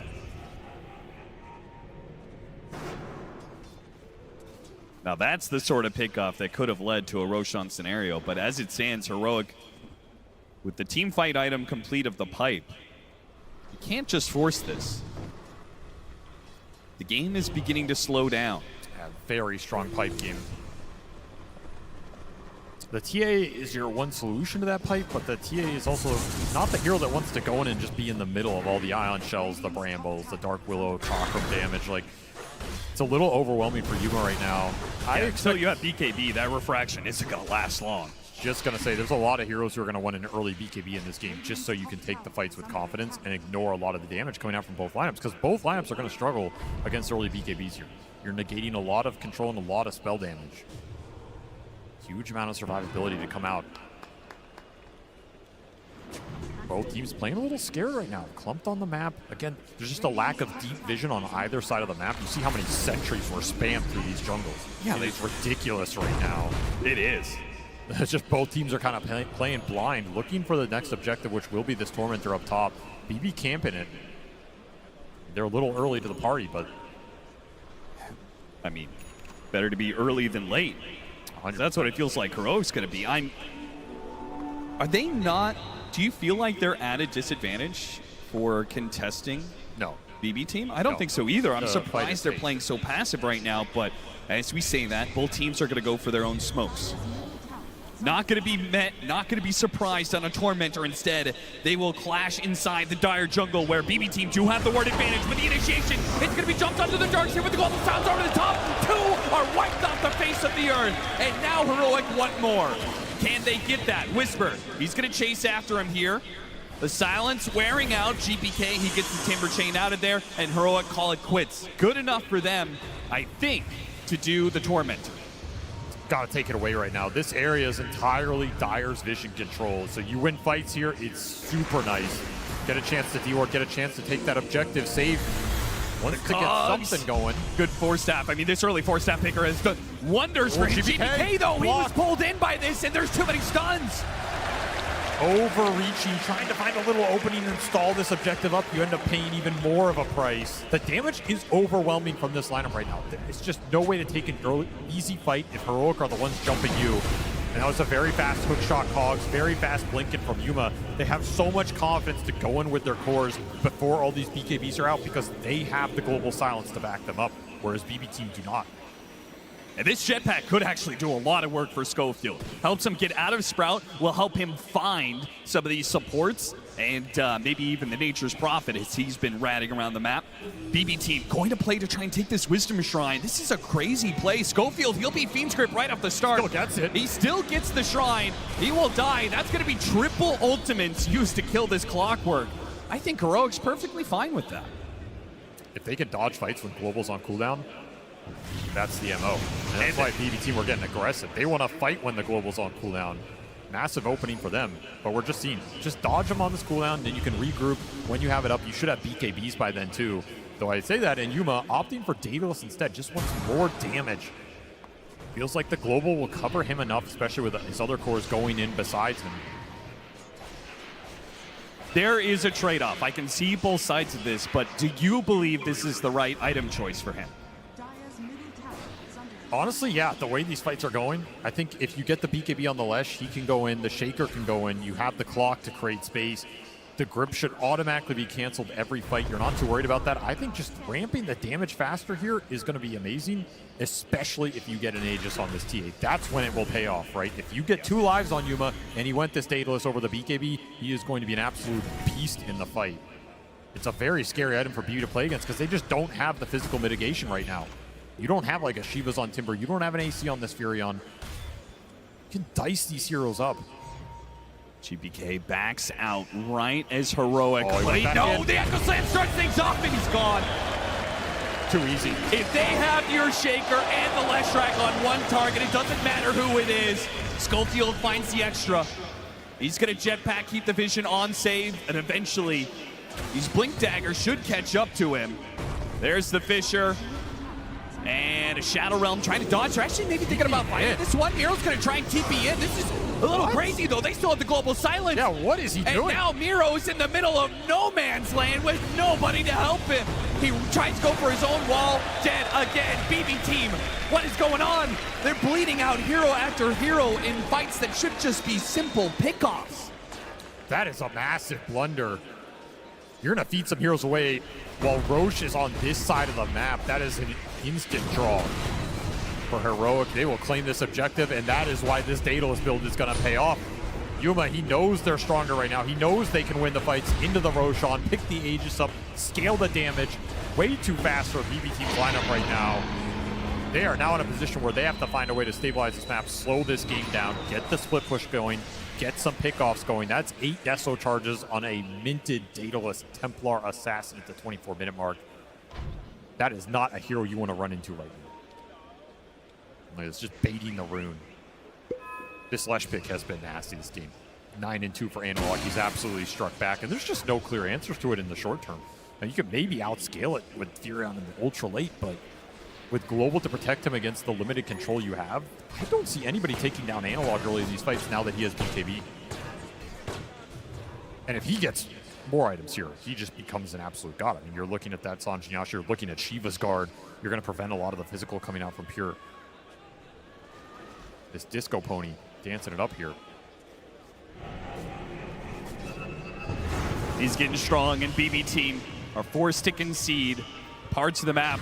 Something you never want to hear if you've got a Nature's Prophet carry on your team. You have your aura timing right now. That was Greaves done on Miro. He has Greaves plus the pipe. I just don't think Pure, he's willing to fight against an Aegis, especially without his BKB. Oh, no he way still needs without. Another 750 for that. But even then, you're still not winning this man fight. Yeah. So you still have to find a solution to Heroic's team fight. Or just continue to rat the game out. And if you're Heroic, you would now have options because of that team fight dominance. You can leave Yuma alone with this Aegis. He's not going to be a target they go for. You can let him push. You can look for the smoke gank across the map. You can try and hunt the Furion. You can also just force the high ground and make BB come back. Doesn't mean you have to commit to that high ground, but you can get a lot of information off this and then go for that same smoke play. You have so much catch between the clock and the Shaker. These kind of moves are easy. Yeah, you still have this tier 1 mid.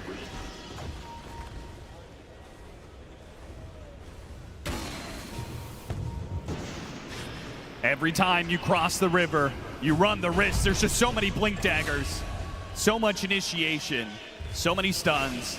Heroic is bound to catch some of these heroes that cross over. into their side of the map, catching a courier on the way too.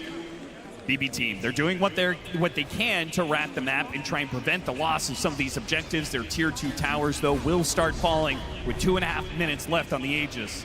Is there any world that Heroic would ever hit the high ground to see how BB team respond, or are we just going to systematically work our way tier 2 to tier 2?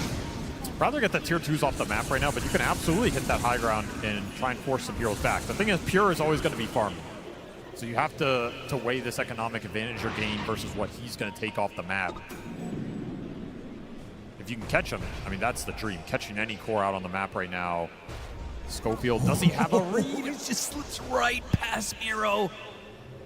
That's insane. Still, Yuma taking matters into his own hands. Kills. The Terrorite goes out.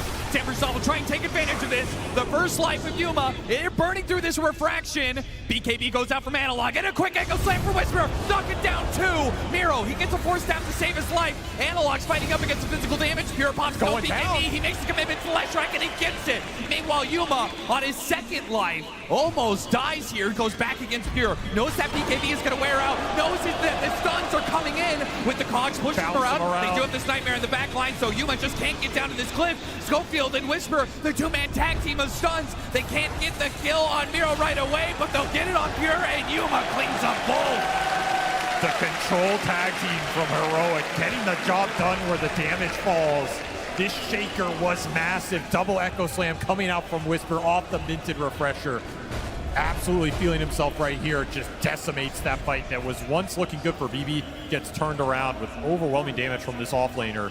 That's a buyback on the Bane for no result. And there's a little high ground poke. That was a scary fight for Heroic, though. They got caught on that ramp choke point into some wall illusions off the TA. The Darkseer Ion Shell was doing a lot of work there. Pure had a pretty good early start to that fight, bringing the Leshrac down with some decent damage out of this Furion. That got a little dicey. They were able to kite around this Templar Assassin a lot, but this was your one shot. This was where Yuma was maybe a bit out of position and doesn't have that BKB. You won't have another opportunity like this. The BKB is going to be done by the next time you go for a team fight like this. And a lot of that echo damage did go into the Darkseer who had that pipe, so Miro was able to tank it. At this point, kind of, if you can get out, it's an okay-ish outcome, but man, the control from Heroic is just overwhelming, and they will always catch you. Power of the clockwork here. Schofield's just in the middle of you, causing chaos. Not a target you want to focus. Sets up the return from Yuma. Collects some more Deso charges here, up to 16 off that fight. Oh yeah, he's huge. Analog. Ooh, he runs into him, and Yules save. He's faster than Analog. The BKB will be forced. You got to get out of here. Save. He does manage to get a helpful force staff to get away here. GPK is going to go for it. Now that Analog's BKB is on cooldown, but the global sounds over the top of that BKB. GPK, he is left with no offense, no bite. Whisper has an Echo Slam here. I can't believe they're right next to each other. Jesus, what is happening? A Fisher goes out, and Whisper is getting some stuns and Echo Slam on the two of them. GPK is in trouble. He got baited into a fight he was not prepared for. Not with Yuma. 1,000 damage crits raining in on BB team. Another stun. That'll stop the Bane. There goes the Dark Willow. And BB team on the ropes now. They managed to hold on with their barracks left alive because of the glyph before. Now there's nothing left to protect their base. This is a lane for sure. Yuma's going to clean house here. Another great Echo Slam from Whisper. Probably not the way he wanted to get it, but he'll take it. An immense amount of damage going into the Timber. Yuma cleans it up. No BKB on GPK because he used it earlier, and the Global Silence canceled the grip that was on the clockwork on the back of that fight. So you don't have grip to throw into those cores later on. I mean, this Silencer is just ruining the Bane's day. Oh, Pure, he's walking into a ward. Oh, they see him. He's got a BKB, but they've got the stuns. They've got the instant hits. Yeah, that is some overwhelming damage. Double wards in this jungle area. Heroic knew exactly what Pure's playbook was going to be. When he's behind like this on the Furion, he's going to play to your side of the map, and Heroic were more than prepared for enough for that. Just look to the camps on the sides, right? There's only a few places he's going to go, and you know he wants to go to some of those ancient camps. They've been setting up for multiple times in this game, especially with the vision from the clock and the TA traps. Put wards on top of that, and you have a lot to play with. This game is firmly in Heroic's grasp right now. All that's left is to get another Roshan, and then you can start to think about ending things. BB team, I mean, if you're on their side of the equation, what are you looking at? What is the opening that could possibly bring them back into this game? Baiting out early usage of BKBs or Global Silence will create an opening in that team fight. That is very difficult to do without getting punished, though, because of the range on the catch, right? The other opening is Massive Vacuum. Yeah. It sounds a little difficult to get here, but in theory, if you can vacuum 3 or 4 heroes, you have some spells to combo with it. You have to terrorize off the Dark Willow, you have Brambles, you have potential Centaur Stomp off a Dom Creep, you have Chakrams that can go through and dice everybody up. A Massive Vacuum into a wall, create a bunch of illusions, make that fight chaotic for Heroic can be another pathway to victory here, but I think it has to be one of those 2 options. I mean, that timing is tight. Vacuum into terrorize? Yeah, it's not easy against the BKBs that are now available for Heroic. Heroic will lay claim to that Roshan and that Aegis, but allow them to go high ground once again, take the outpost as well. Every little thing you could ask for is going the way of Heroic for this next high ground push at 33 minutes. Yeah. All that's left is another pickoff to make it that much easier for them. I've been watching Pure TP, and his TP decision making is not easy. You look at how much Radiant Vision is on some of these camps. It's like pick your poison. You have to pick the one camp that is not spotted and then try and get out. That is not the one you want to pick. That's not the one. That's not the one. Whisper. Oh, this could be the death blow. Back to back side of the map pickoffs on Pure. Read him like a book. It's just nowhere to go. It's just playing Minesweeper out here.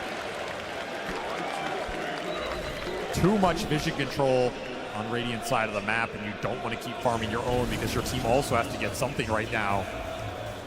Nowhere safe to go for this Furion. Nowhere safe for GPK either. He's going to have to be forced to pop BKB. No teleport available. Is already canceled. GPK knows his life is forfeit.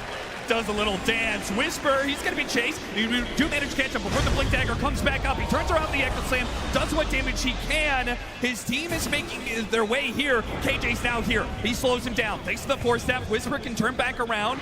The BKB will last long enough, but save. Big hit there, and a Fissure to finish him off. They couldn't get the Earthshaker. They'll catch both Save and Katomi. Worse comes to worse. They're losing their tier 3. They're losing their second lane of barracks, while Pure is still dead for another 30 seconds. And there's a refresher on the silencer. Why not? If one global silence caused you problems, how about 2? This game has completely spiraled out of control for BB Team.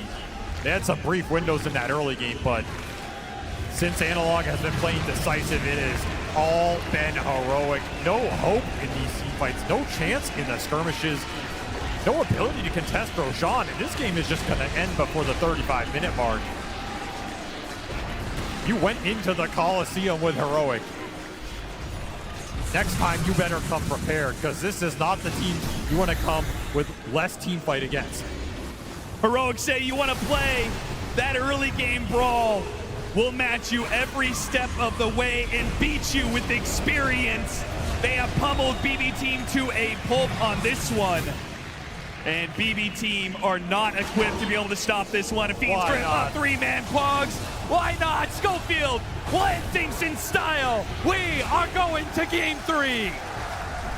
This has been a really fun series to watch, and game 3 is going to have it all on the line.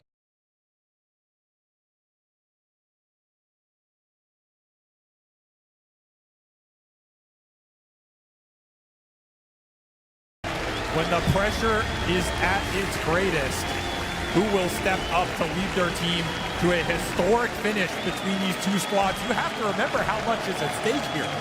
None of these players have made it to a top 4.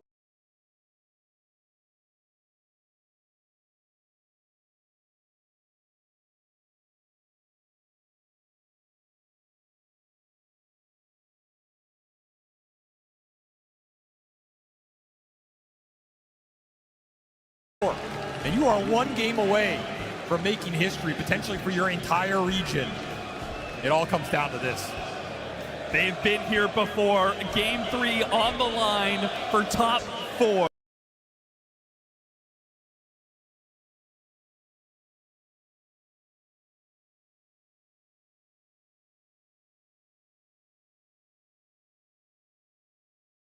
Let's first break down game 2. It is a game 2. SA fans around the world are going to away from elimination. Now they're one game away from making it for these players.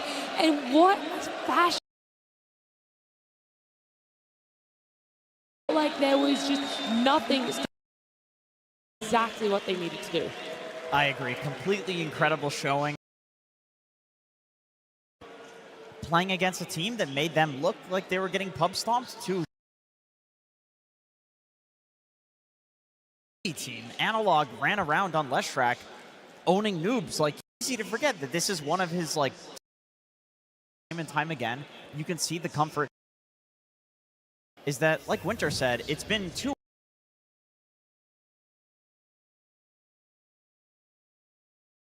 first time in a long time that we've seen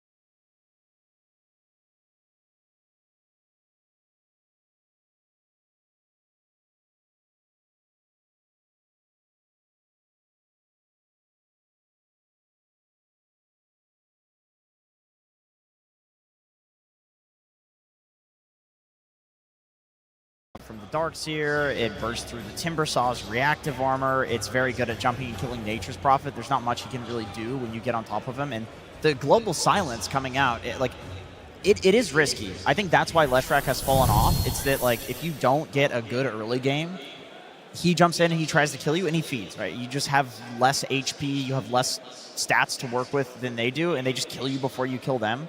So you need to snowball, and he did. It requires a lot of comfort, especially in this situation where you're lower bracket. You're about to get kicked out of International right now, and you're potentially breaking a record for South American Dota. Like, there's a lot of pressure there. So the fact that he's able to do this under that pressure is very impressive. Yeah, especially when they have never, came back from losing the first game. This is like Not do or once. die for them, and so being able to actually turn this around takes a lot of mental strength. Yeah, Jenkins, you mentioned how good of an early game Leshrac needed to have to make impact. Let's go have a look at that, right? Because the lane went so well for him. He actually ended up helping out everyone else on his team, or at least shutting down what BB team were trying to do.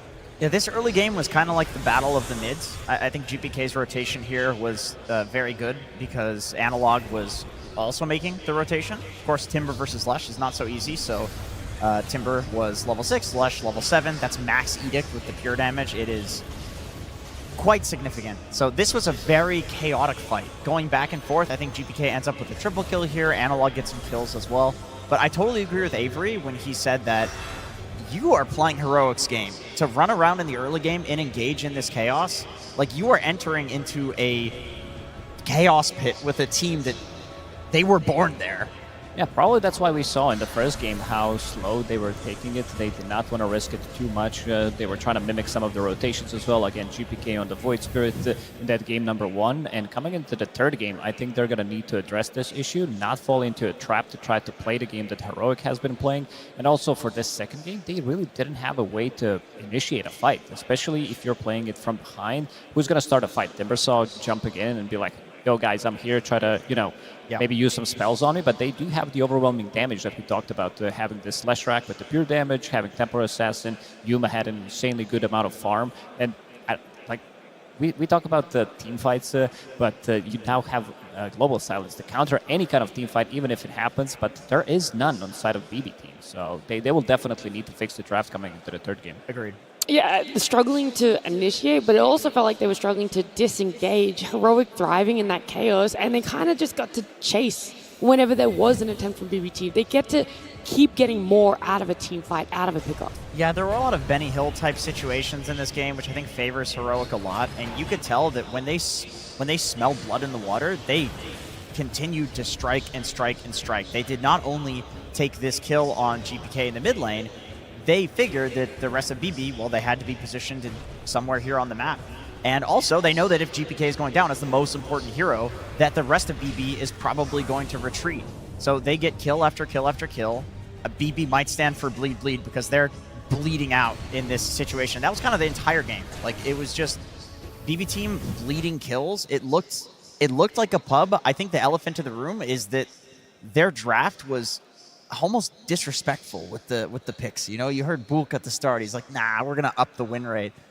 Yeah, I think the data leans very heavily one way for a reason. We also look towards people who are specialists in certain heroes. Are they picking it up? Are they also just as confident? It doesn't matter where in the draft you pick it up. It's still going to have that question mark. Is it good? And for both the Nature's Prophet and the Timbersaw that has bad win rates on main stage here, you open your draft with both of them, and there's no actual real flex potential despite seeing everything else that comes out from Heroic. Yeah, and also the bans, right? Because they banned the puck, which is really confusing, right? So they thought that the Shaker was definitely not going to go mid or some reason. But then why would they actually show the Timber? Because I would only show the Timber if I'm absolutely certain I'm getting that specific matchup. So everything itself needs to be looked at, and maybe a little bit of overconfidence after winning the first game, so they felt like they could, do whatever they want in the second game, and they got humbled.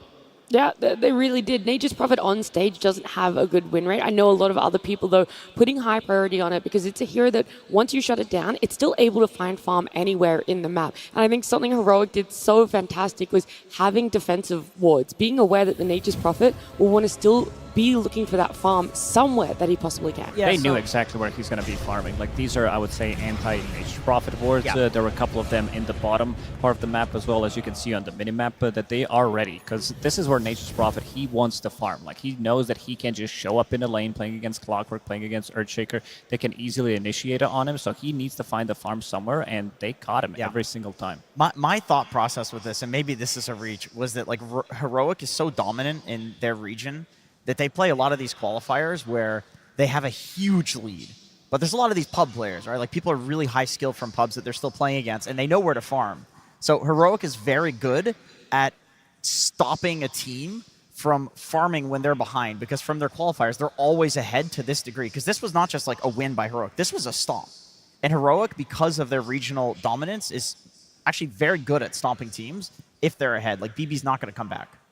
There's a lot of competition going on here at TI. It's not just our players vying for the Aegis. It's also, of course, all the creative people at home that are doing some submissions for our short film contest. So we're going to take a look at one of our finalists.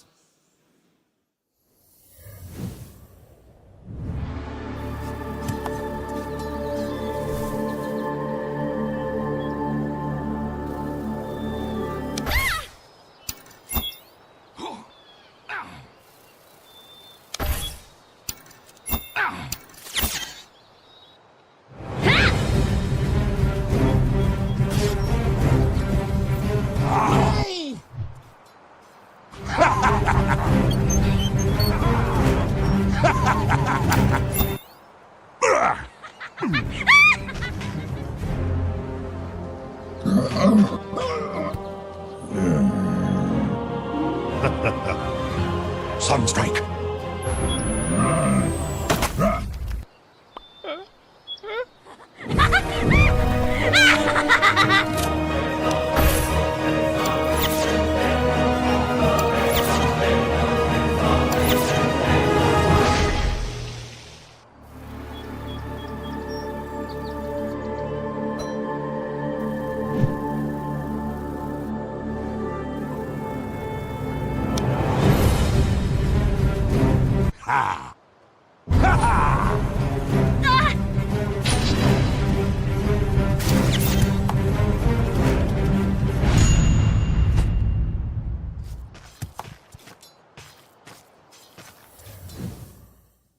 I love the creativity that comes out there. I mean, I had the arena when it showed up that there could have been Pudge being removed from the game. It's never going to happen. Audible this gasp. is the most iconic Dota 2 hero.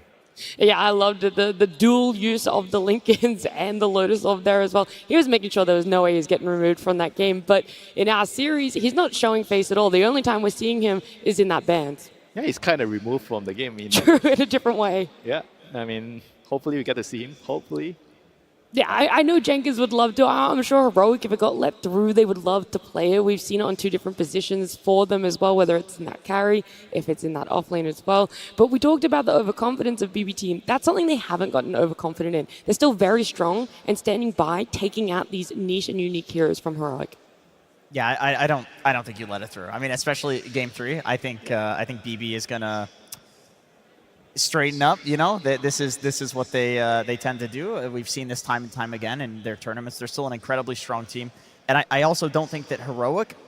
They're of course going to play with confidence. They're a momentum-based, emotional team, so the win is very good for them. But you gotta still keep respecting BB because they have. This has happened so many times before, and they just end up winning the series. Like you said at the start, all of their series have pretty much been 2-1s. So. Yeah. I think there's going to be a switch in the draft when it comes down because they gave him Earthshaker twice, and I don't think they're going to want to give them Earthshaker one more time. If they have first pick on BB team, they're definitely going to take it because they do play it from 2 different roles as well. This is the team that really excels at playing that hero, even though the last 3 games that they did play with the Earthshaker, they did lose them.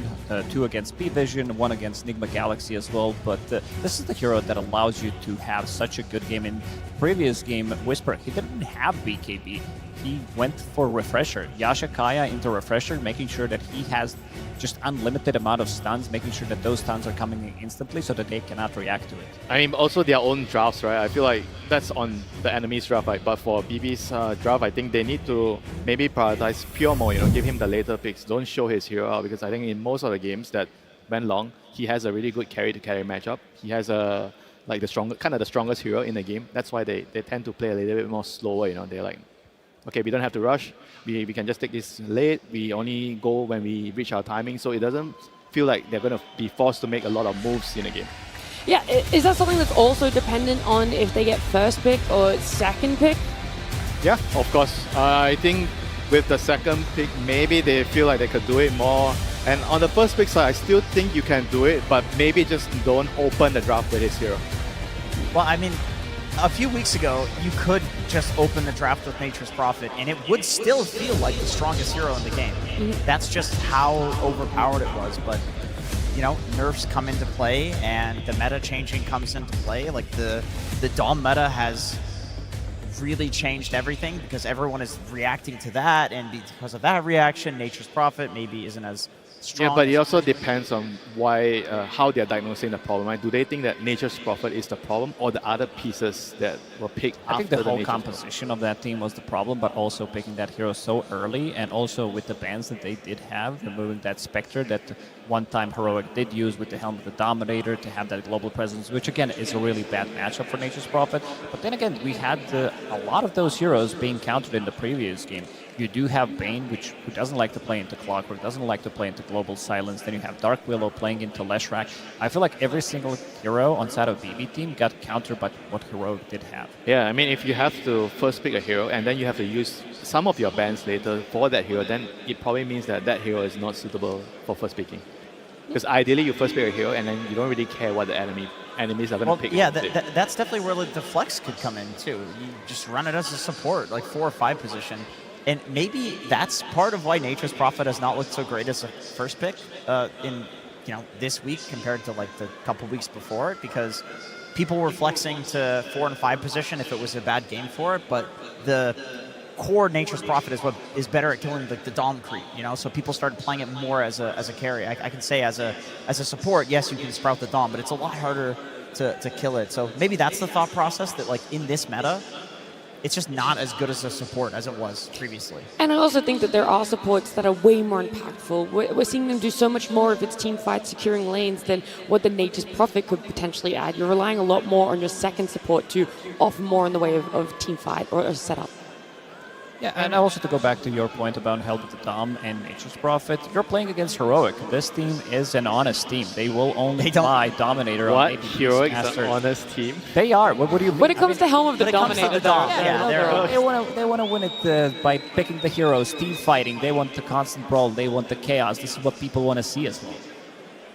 can't believe you're calling a Meepo team an honest. They did not get a single Helm Dom that game though. That is quite impressive.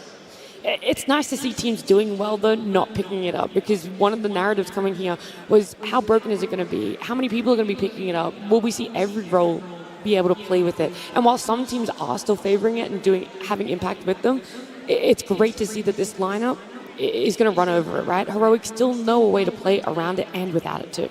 Yeah, they have their own style. And, it's exciting to see that their style matches up so well against a team like BB, who has, for this whole year, been incredibly dominant. And as we saw, they've been incredibly dominant against Heroic this whole year.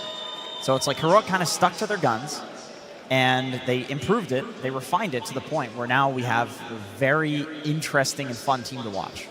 We do this series as well, going to a Game 3. This is actually the first time in TI and Road to TI that we're seeing Heroic go to a Game 3. Every other series they've played has been either that 2-0 or that 0-2 2-0 win or 2-0 loss for them. So it's like, now how are they going to be managing the energies, the expectations, the pressure of an elimination Game 3? Do they have the stamina for it? I mean, they've only played for a couple hours here or there. Now we're getting to that 3-hour limit, especially if this game goes long. Who knows? I mean, it's Dota players, they can play 10 games a day. I'm sure they'll be fine in this series, And on the other hand, BB team, they are quite used to playing 3-game series so far. They've been playing a couple of those.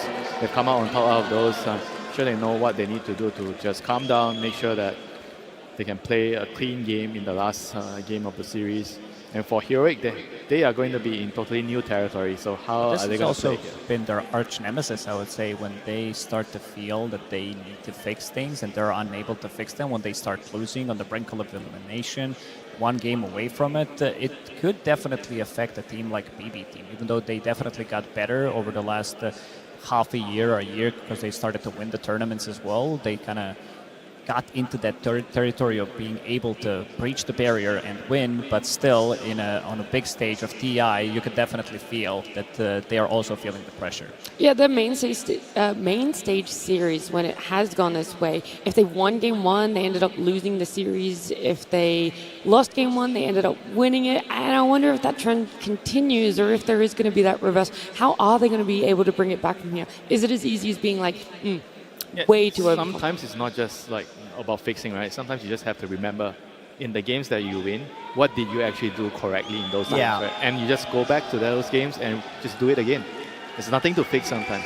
So what was it that they did right in Game 1 that you want to see them go back to? I feel like the draft, the hero matchup, they left Pio's hero till last. He got a good anti-mage game, and they were able to play calmly, and they knew that they were going to outscale them. So it was more that rather than the execution aspect? Yeah, I think it definitely affects. I mean, the execution is definitely something. They didn't really play a perfect game, but you can't expect your players to play perfect. I mean, GPK tried in that game. They had a 0% win rate hero. Timber's just, it's bad after the nerfs. Like, this is an easy excuse that Bolt can say, my bad, guys. Pick Timber, G next. Let's go. Yeah, expectations, you just have to throw them out the window right now, because no matter what you think you're going to get, one thing you can know for certain is it's a Game 3. BB Team versus Heroic Game 3. Is it going to be the same from BB Team? A confidence coming in at sticking to their guns about what happened in Game 2? Do they just straight up open for something that is not a conventional opener? The answer is yes. A Queen of Pain is going to be the first pick. I think this Queen of Pain is just a statement. We want you to pick Earthshaker, and our Queen of Pain most likely is just going to be following wherever your Earthshaker is going, make his life miserable, use that Shadow Strike, try to push him out of the laning stage, maybe try to invade the enemy triangle in terms of not getting killed by Echo Slam, but try to block them, try to be annoying, stop those stacks from going off. Maybe position 5 can go into the triangle, try to battle it out with a position 4 on the enemy team. But yeah, Queen of Pain, like even on that position 4, Schofield did look good in the first game, but his damage was pretty much on par with the Earthshaker.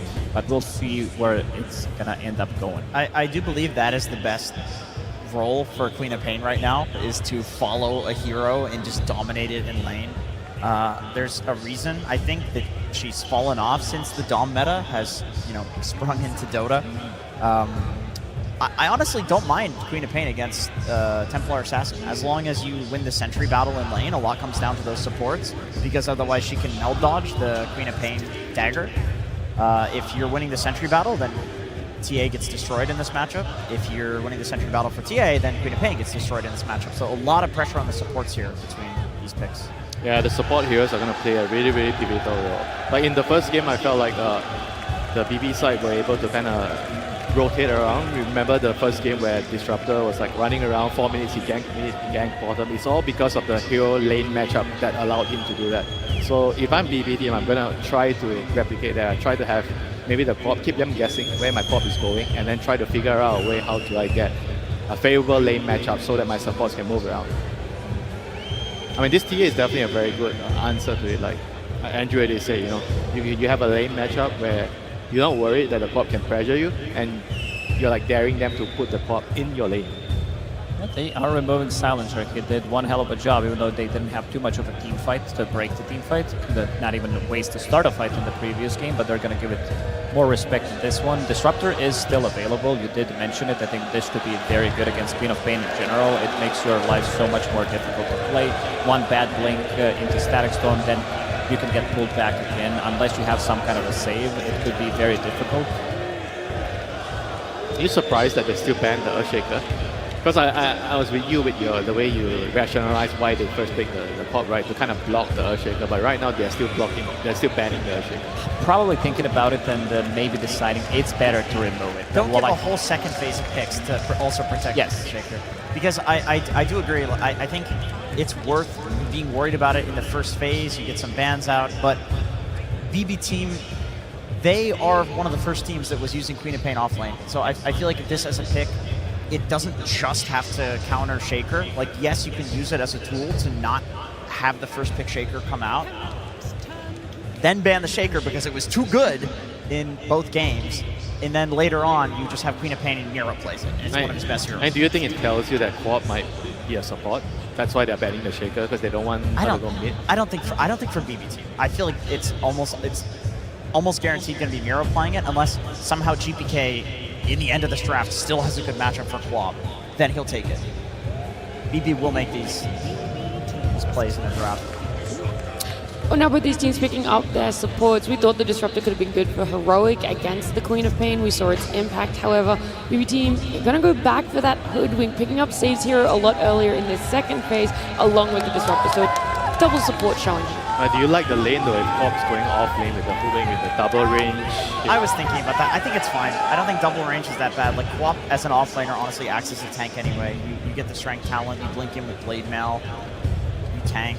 It's a lot of damage, a lot of cheap damage on low cooldown inside of BB team, so they can keep fighting. If they want to be matching the aggression that Heroic did bring in the previous game, that's also doable, because we have seen them kind of lacking that in the previous one. When there was no Dippersaw, they couldn't really help out when the Heroic was running at them. And this is also relatively cheap, long distance, low cooldown abilities that can stop Bane's ulti from going off. Like Disruptor with the Glimpse, Hoodwink with the Bushwhack as well could easily stop it. Queen of Pain later on with the Shard. There's a lot of things that the Pain doesn't like to play into.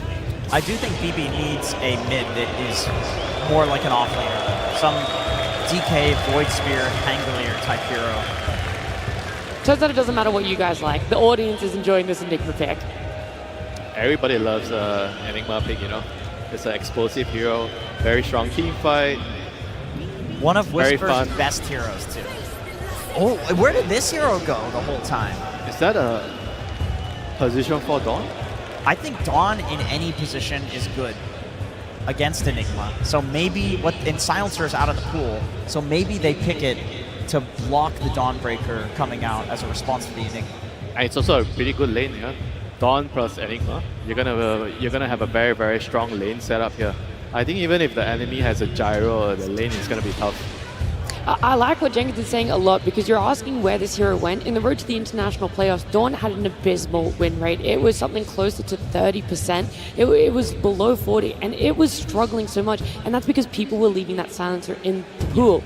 I think the counters to Dawn are such hard counters. Like the two big ones are Silencer and Nyx Assassin. Anything that can stop her from ulting in. The next one is not even that easy when you get the X because it's so quick. Sometimes you just don't get it in position in time to stop it. But Yeah, it's true. And you can get a BKB on Dawn. So it's not like impossible to play. Silencer, that's a hard one. Yeah, that's very difficult. But we do see the gyro here, so like standard hero against Enigma. But Heroic definitely had some plans towards dealing with the gyro. They probably feel like with the Dawn, the lane is strong enough to handle the gyro and disruptor. It's a super strong lane. Enigma plus Dawnbreaker, you have the slows for your Eidolons, you have multiple stuns plus the blood grenade. If someone's getting caught in that lane, either Disruptor or Gyrocopter, they could be definitely getting the kills. And with Enigma, the lane is going to be closer to your tower, so you can kind of always play aggressive.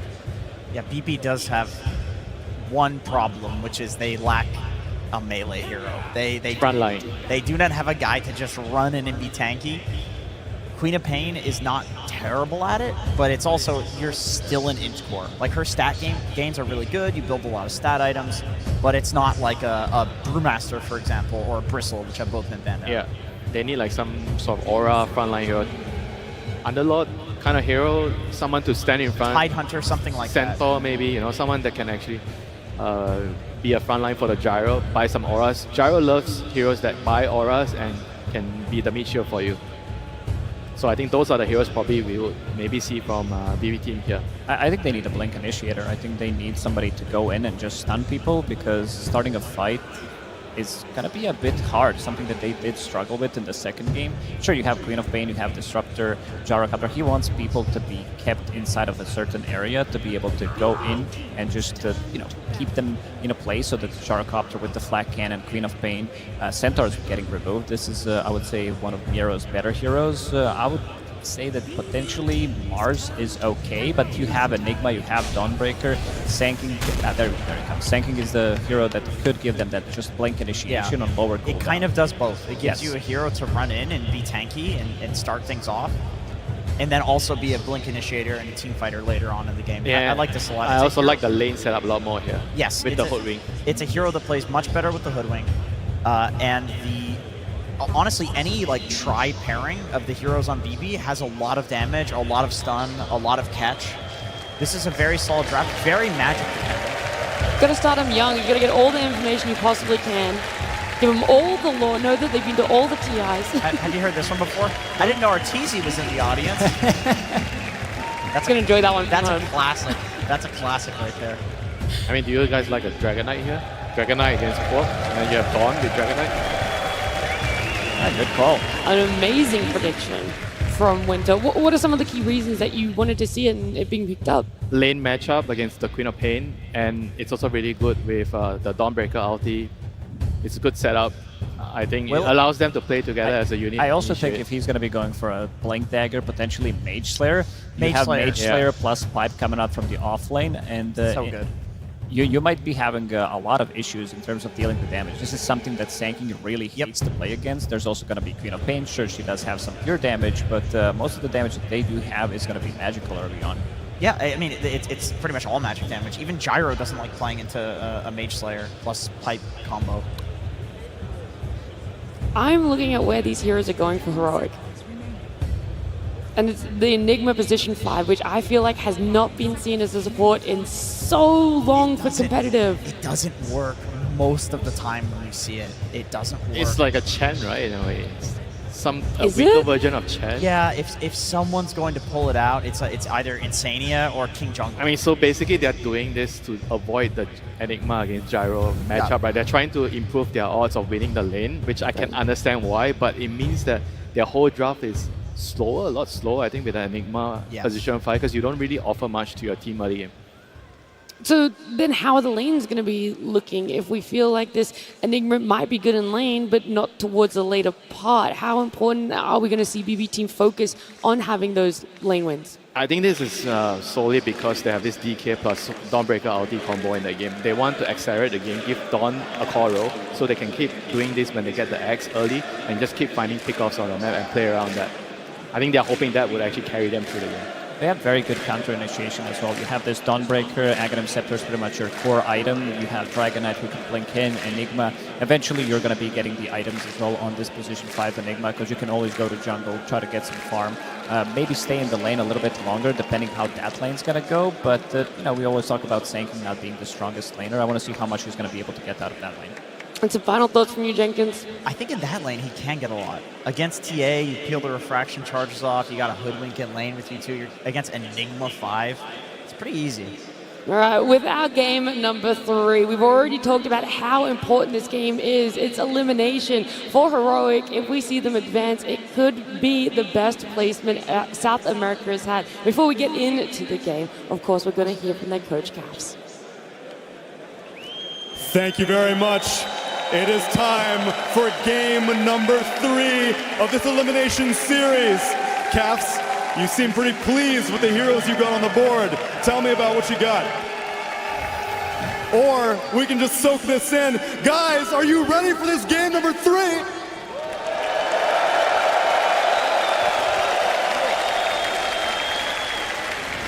All right, let's get to the Dota. 5 heroes on the board. Tell me what you got. We've been practicing this for some time. I love the draft setup. KJ is a fucking beast on Enigma. I hope you can deliver. I think he just might.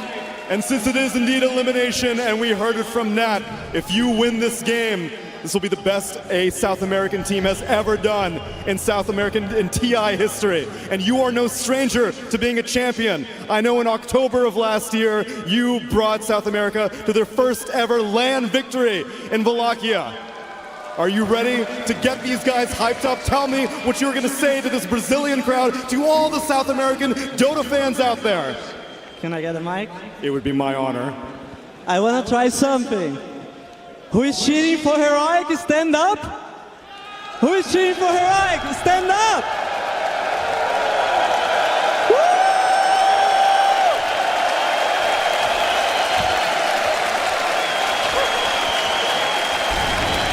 I think we got more than 50%. I think you did, Cass. Now let's get into game number 3. A top 4 on the line for a South American team. A game 3 that is sure to be a banger, because the last time we were in this position, Avery, we got the 1 HP miracle or curse, depending on how you look at it. That is a fabled game to bring up right now. A game of dreams, a game of nightmares. That is what TI always seems to deliver. And these guys have delivered some insane games so far on their run in this international. It all comes down to this, a final game to try and set history. And it's going to be an absolute barn burner, because this is just skirmish city, man. Team fight on skirmish on more team fight. Oh, already snacks the first blood. BB team, I had a fear for Heroic going into this, that they might just be overwhelmed by the pace that BB team have picked up. It is a lot of run at you Dota they're going to be bringing to the table, but if they can secure a laning phase win, that would do a lot to bolster their mid game. You got the first blood on this gyro pick. This pick to me says, I want to be able to fight, I want to be able to have a strong lane, I'm going to skirmish. Everything about this game points to fast-paced fighting Dota. But that is Heroic's wheelhouse. Once more, BB have decided to meet them on their ground, on their turf. Schofield does everything he can to teleport away. They got the damage. Very BB close. team will return the favor. Kill for a kill in the top lane. I don't think Pure wants to... Ooh, almost falls as well. Turns Malphite back around on the Sand King. Does end up going down to save in the end. There's going to be a lot of kills this game. It's already pretty fast. These teams are just going to go at it. And I love it. I mean, we might not even see some Helmet Dominators here. Dare I say it? Everybody just wants to fight. They want to take the team fights. Very low cooldowns in this game. I would love to see some of the early magic resist items for Heroic. The panel talked about the pipe, the potential Mage Slayer on the Dragon Knight could be super influential against BB. And if you're BB, you want to get this gyro online so you can contribute to the team fighting, and you want to make sure that GPK has a big game, because man, this guy has delivered and time again. Last game, I think he was way too stifled from the draft. This time around, he has a very strong hero in that Queen of Pain that can always scale, can always find teamfight impact. Can he deliver one more time?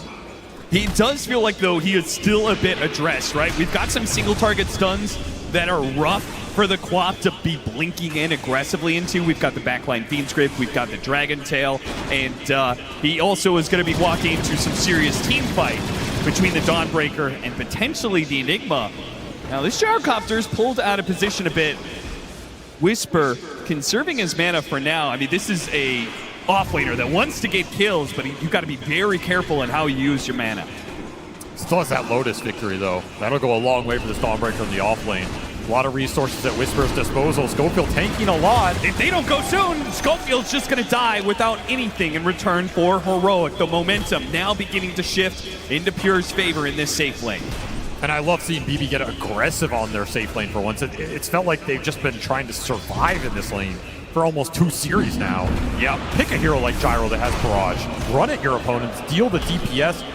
You're going to take some back. I mean, that's a guarantee, but at least you're getting something out of this lane. Pure having a much better time in this game 3, at least at the start. Whisper trying to get some wants one more hammer on him. Out of range. Katomi doesn't have the mana for the glimpse back. They were going to try and sandwich him here in the trees. Oh, he got the hammer on him and he got him! A teleport away denied! Pure, the walk of shame for him.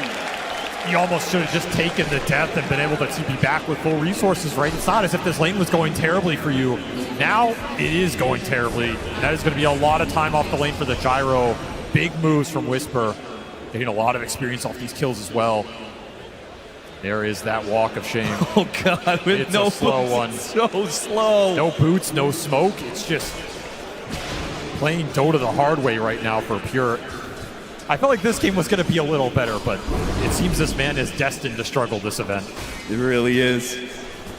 Mid lane matchup, let's talk about that. 18-11 compared to the 22-3. So the Quap walking away with a lot more denies, so should have the experience advantage, but Dragonite still getting some good gold out of the lane. I don't think it's just lane for the Queen. GPK just winning that CS battle early, putting him in a really good position. You will have to get value out of these Sonic Waves, though. That's the biggest thing. If you're BB team, you want to be playing a fast-paced game with the glimpses and the bushwhacks, but Queen of Pain's your biggest early game damage dealer, particularly when that ult is up. Got to get GPK involved. That means focusing on those power rooms, making sure his lane is good, and making sure Analog can't just push into that tower and force the Queen to sit here on low resources. Some situation like that is not going to feel great. Save already marking his territory here. He's just going to camp out for 30 seconds if need be. There's a triple stack potential for these Eidolons right now. KJ eyeing it up. Can he get them all? Oh, yeah. A little tricky. As Cav said, they've been practicing this, and maybe this is Oh, he got exactly all how a triple stack for Beautiful. KJ. Absolutely beautiful. This is the stuff you have to practice in lobby. Nail that timing exactly, especially with all these camp timings changing every patch.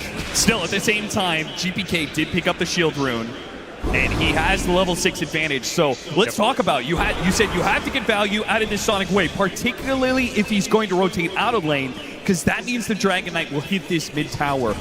What's the plan for GPK? Where is he looking to make this use of this ultimate? I mean, you're either just trying to kill the Dragon Knight with rotations into you if you think you have the damage. Might be a little iffy with the lack of really strong use from the supports.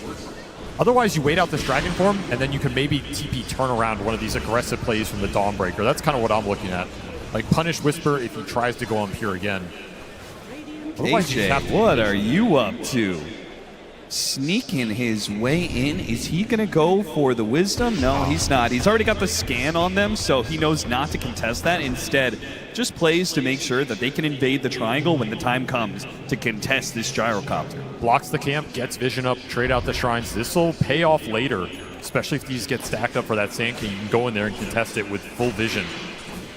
Could be really influential down the stretch here. Still, Yuma coming out on top of this laning phase. Top net worth hero, getting solo XP now. Potentially can also have some ancient stacks built up for him and waiting, and there are. I mean, there's all those stacks in the jungle as well. KJ just playing an economy game. He's not really playing the lane. He hasn't been pressured to sit on there too much. He's not using the Eidolons into the Sand King. He's just using them to stack. Could potentially get another triple stack up in this Radiant jungle. They're sitting there, they're waiting. This would be a huge boon for that TA when he moves in there early. And not something I think BB expect. This is not something you're looking for right now. No, certainly not. And this is, I love that you're doing this in a game 3-2 because BB team, again. All right, he missed one of them. But a double stack this time around. Nightmare pushing him up the cliff. Katomi in a bad spot now with Whisper cutting across too. They ensure they get that kill, but now with Miro with the epicenter, the Dawnbreaker ultimate, the Sonic Wave has to be used to finish off that tanky Dragon Knight, and now Whisper, victim of both the ultimates, will fall as well. Miro cutting across the map to make this happen. A big win for BBT. That's a beautiful move from him. Not something Heroic expected at all, but BB are bringing the heat in this game 3. They are not going to get outnumbered. They are not going to get out-fought.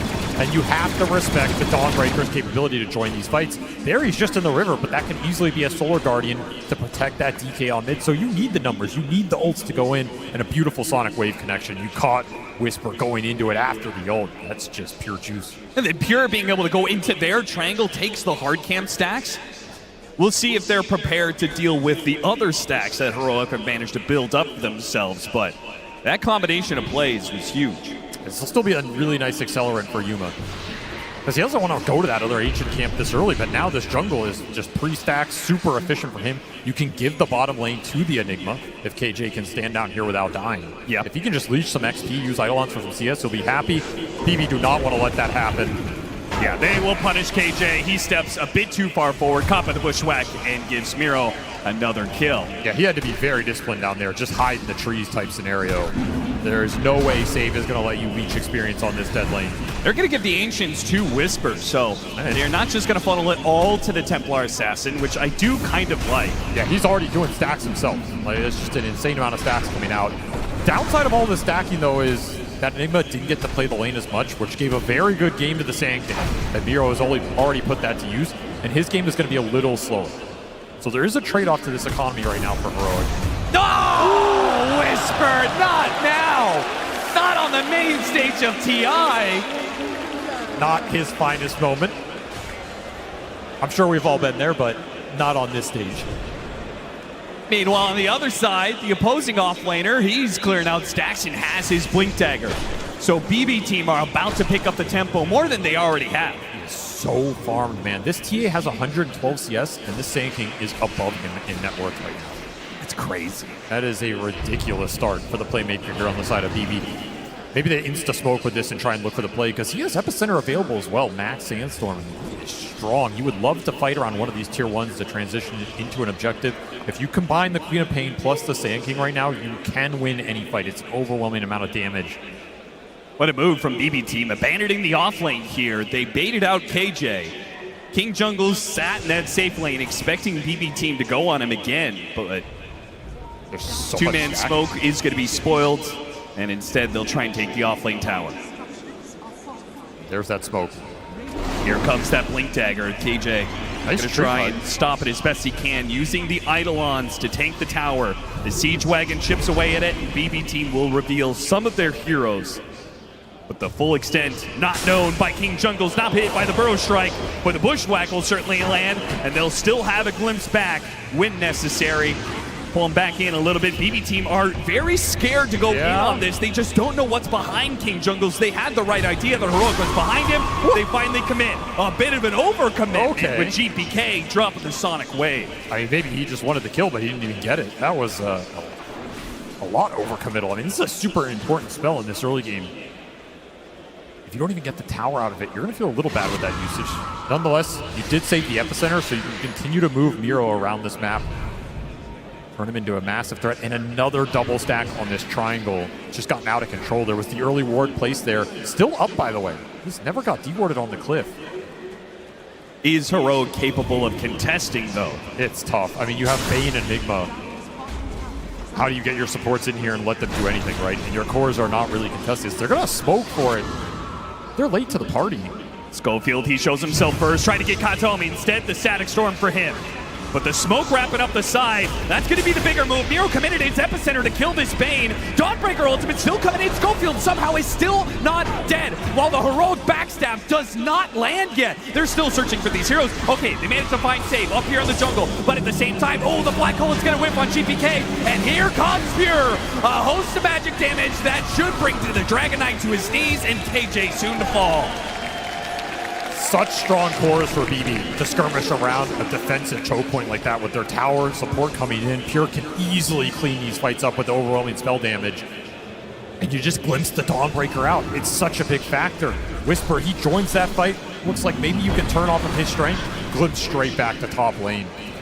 You're just missing numbers. Yuma's not in the middle of that, giving you overwhelming physical damage. The Deso's not done yet. Felt like that was just a bit of a forced engagement. Yeah, you see them taking the stacks. Yeah, you want to contest this, but your heroes are just not built for it at this point in the game. And you got to respect the damage this Gyrocopter can output. This is a fighting carry. Particularly since you had another option that was very clear, right? You've got a Dragonite. If they're going to back off and take off, their jungle, their stacks, then you've got a Dragonite to pressure these towers. But instead, the tier 1 mid and the tier 1 safe lane are still up for BBT. You're also just close to big items. Like that Blink just arrived for the DK. That's a clean initiation when he runs up the hill in the Queen of Pain. You can maybe make a play off that. Instead, it arrives now after that play. You were closing on the Deso. It just felt like the wrong time to try and strike BB. Gain a little momentum off that team fight. Save looking for more. Yeah, Katomi, he tried to go for the Wisdom Shrine, see if he could sneak a Nightmare play. But he will be caught and killed on that. Ooh, imp damage rune top as well, GBK. Pick it up for free right here. Closing in on that level 12. Such a powerful rune at this point in the game for this hero. Not only is BB Team getting the kills, obviously, with a score of 11-4 to their favor, but it feels like they're actually catching up in stacks. They definitely recovered the stack team. Early, it went Heroic's way. Now, mid game, it went their way. And they're just continuing to play off of Miro's strengths. Absolute beast in these smoke ganks. A lot of early smokes committed. That might be something that comes back to haunt you when the Roche is a contestable objective later. But for now, they are working, and it's giving you a lot of map control, especially if you get this tier 1 off this play. And Pure's going to make sure they do get it. With Miro behind them, ready to go with the epicenter, it's not possible for Heroic to stop this. Taking advantage of the fact that the Enigma's just not that strong on the map compared to the outrange of the Disruptor. Hoodwink, Pure. Listen, man, your games have been a struggle a little bit. Not make it any more difficult than we need to. Yeah, there's no need to draw even more enemies on the field than you already have. There's the Blink Dragonite move with the form already committed. They need to get something out of this. Just using the Blink, they know they can catch him. Dragon Tail, Bean's Grip if necessary, and they feel like it is. Big kill. That's a 4x streak, almost 1,000 gold to the team after that kill. And some early Deso charges for Yuma, almost level 13. Really nice clean pick off there. Abusing the fact that tier 1 went down early in this game. Speeding these cores along to BKB seems a necessity for Heroic, though Analog's not going to go for that. Mage Slayer. Mage Slayer instead for him. You actually think that's the better choice? It's just so good against BB's line. Like, I don't know how you can turn it down. Maybe it's a little slow, but I mean, by that same argument, isn't BKB really good against BB's team? Yeah, it is. It is for sure. This item's a little cheaper, a little better of a farming item. You can kind of build some momentum with it. That's he was just about to get his Aghanim Scepter. He buys it out, but in trouble. Tries to pull himself away from the epicenter. Turns back in with the Starbreaker and the ultimate. He's going to drop it on Miro, and Miro might be the one to be bursting here. Instead, though, the glimpse on the Templar Assassin stops the damage. Miro survives because of that. They claim Whisper's life. Take the tower once again. BB Team, every single time it feels like there's a full plan out here where they are getting a kill into an important objective. And everything is going through the Sand King right now. Like, all these fights and plays start with him going in. It's just not a hero that Heroic want to commit into, especially when you're getting heroes glimpsed out of the fight. If you bring the whole team together, you take that fight head on, you can take him down. You can win that 5-on-5, but not when you're trickling in one by one and Kataomi just gets the punish. You have to be a bit more disciplined around this glimpse in these team fights. The smoke is going to bypass the ward, but Yuma, he drew on the map. He knew that this play was coming, and despite the ward offering some false security, he will not be caught in this trap, and instead, they'll place their own little play here, a high ground ward, and wait to see if BB Team walk into them. His map reads have been immaculate this event. Absolutely one of the hardest carries to kill this international, and BB trying to accomplish the near impossible. Will not find him. Have to just gate top, but who are you going to find up here? Just Eidolon's pushing the wave. It does at least ensure that the tier 1 goes down, but they've left Pure alone here. Heroic They catch him on this Ancient stack. It's hard to do, though. There's a defensive ward around that Ancient stack. The Watcher is up. Instead, they're going to spot save. A much easier kill. Dragon Tail stays pretty tanky, but they get the Nightmare to pull him back in. Whoa, got canceled there. Fiend's Grip. He'll finally go down. Nice little pick off this ward in their own jungle. It's designed to do. And slowing down the Vessel is going to be huge for Analog's game. Definitely helps. I mean, they have a lot of defensive vision right now. Heroic just trying to play on their side of the map, play around these wards that are giving him a little extra info, let BB run into them. It's kind of been the MO of this game so far. They have one ward across the river, and it's that Radiant ward bottom, which sees literally nothing, by the way, because it got replanted on by trees. So not the most useful in terms of information. And there's the Ags for the Sand King. Incredible timing here. 5-1 and 4 start. He is going to do some serious damage in the team fights if he goes unchecked. And I don't really know how you stop him unless you get the initiation, which Heroic hasn't really managed to do in this game. Yeah, it's really dangerous to try and counterplay this team against the Glimpse, against the AoE damage. There's just so much waiting for you when you drop in.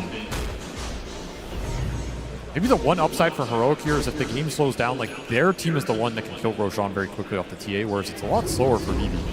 Yeah. They're a lot more magic damage AoE oriented. That Rosh is not so easy to bring down, so they can't, it's a little difficult to force objectives right now, even though they feel like they have the team fight advantage.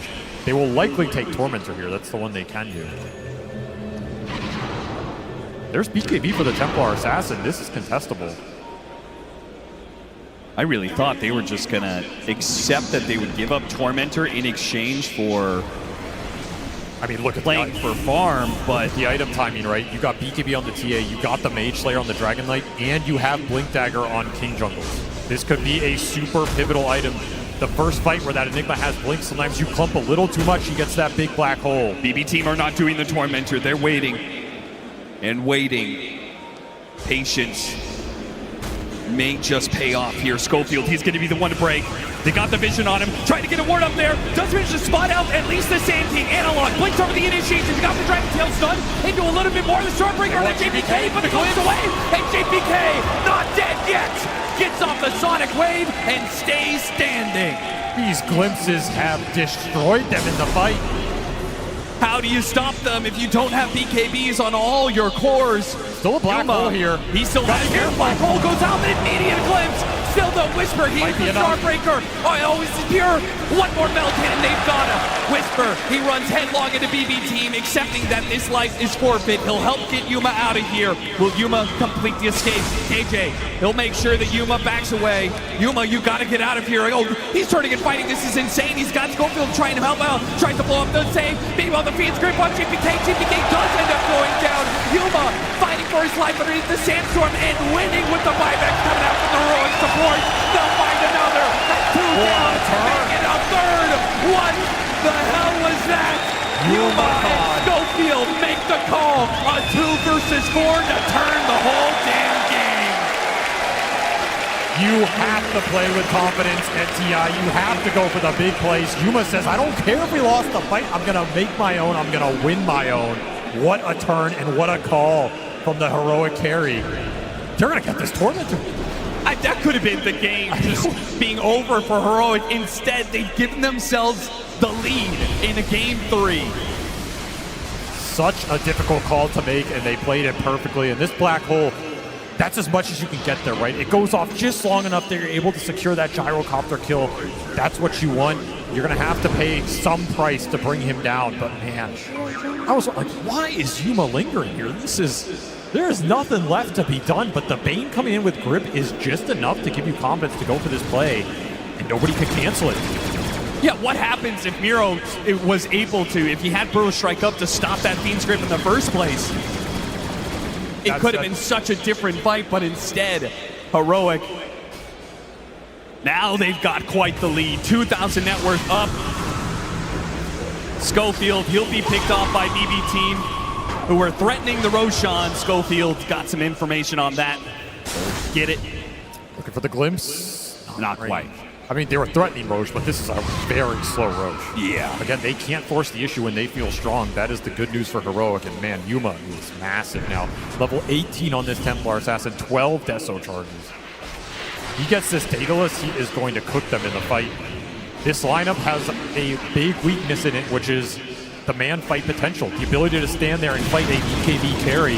The Gyro cannot deliver in that department for some time, which is why he desperately wants this Aegis right now. It's slow, but BB team confident that they can still win the fight. Oh no! What a fast reaction from King Jungles! Pulled back in, but he's completely went down on that Static Storm. Still though, wait, CTTO's in trouble once again. Do we see this one before? But the Bushwhack saves him this time, and an epicenter demolishing Heroic right in the middle. Still though, Yuma had a chance, couldn't kill Miro. BKB TP out, Whisper dies as he is run down. Same as Schofield.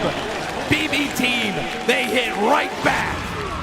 Saves Hoodwink is so goddamn good. It is ridiculous. He has delivered time and time again on this hero. He always finds the Bushwhack at the exact moment BBT needed in the fight. They get a swift Roshan into a team fight victory. The momentum swings back their way up 2K, and now this Gyro can take the fight to the Templar Assassin because he has 2 lives to do it. Ags online, Manta online, and the Ags delivered for the Queen of Pain. That will be GPK's item of choice to try and scale into this one.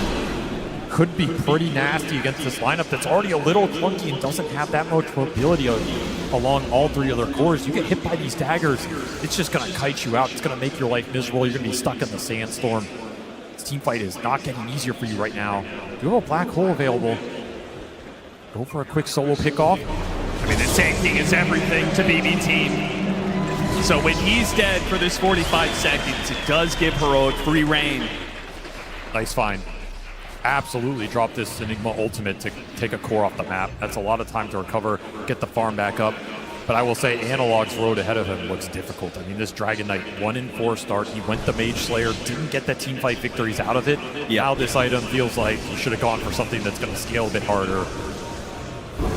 Very tough position for him to be in. He's just going to have to play on the front line, use his strength and tankiness to deliver a teamfight victory for Heroic while Yuma cleans him up with the damage. Do you think that that the Dragon Knight's lack of scale right now is why the game favors BB team so much? I mean, they've given it a 70-30 matchup. Well, why do you think that is? Their cores are out ahead, and they're going to be able to kite the Dragon Knight out. The Dragon Knight's not delivering enough damage. This Dawnbreaker's not delivering enough damage. They have some decent sustain, but BB can push through that, as we've seen, especially Queen of Pain with an Ags build. She delivers a lot of sustained damage over the course of a long fight. That's why Heroic could put so much effort into killing this Quab at the start of every fight. But that last Bushwhack was saved so GPK's game, though. Caught out by the Fiend's Grip here. Beautiful catch. Heroic finding some openings on this map right now. This Aegis period has not been clean for BB. In fact, I think they're losing net worth lead. The solo ultimate pickoff game between these 2 supports is amazing if you can just continue to do it. There's nothing global to bail you out. There is no Dawnbreaker ult. There is no global silence. Found some big ones here. And Yuma's been involved every time, which is the one here that's continuing to scale and power up for Heroic. Level 20 now in this Templar Assassin. It's about to finish Daedalus. Continuing to find the Deso charges. It'll be a fast butterfly for Pure. Try and bring some evasion to the field against this TA, who's not going to have MKB for a while. Would be a really nice timing to get it online. You combine that with a Satanic later, you're going to be very tanky. But Heroic definitely recovered this period. I thought this was going to be a lot worse for them. Instead, they just took the lead. They found 2 big pickoffs. You're almost to an Enigma BKB here. That's crazy. They have nothing to stop that. Nope, it is a free Enigma BKB black hole game, and that is the terrifying part of this pick. I think KJ has itemized absolutely correctly. You could have gone for some auras. You could have, tried to build a pipe or something. No, just go BKB Blake, get in there, and deal the damage. If you're in a situation where you can black hole the Queen of Pain or the Gyrocopter, that can just be the team fight over. Yeah. You're taking so much damage out of BB's lineup, which is another reason why they have to continue to scale 3 cores here. You are up against some very strong debuff piercing ultimates between the Bane and the Enigma. You cannot rely on one hero to be the say-all, be-it-all. You need to get in there with everybody and deal damage across the board. BB team, with less than a minute left on this Aegis, want to take the tier 2 top, completed a butterfly. A lot of timings coming together here. And Pure likely to just brute force it. Level 20 as well. You have to get something out of this Aegis. You have lost around 4 or 5K net worth lead. It will also be the Wisdom Shrine. Another big win. See, Whisper, he's going to try and stop Miro on the other side, but They're Miro gonna gets fight there the other first. one. And that means they're going to chase after the gyrocopter.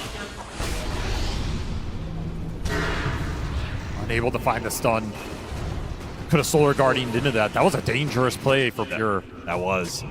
KJ playing with fire on the back line here, just taking camps away, getting wards out. Yeah, look at all the vision he's gotten down and placed that lane ward up top. Like, they know what the game plan is. KJ, he wants to just rat the map as much as possible, and he's doing a good job of it with his Eidolons. Yeah, the wards enable that.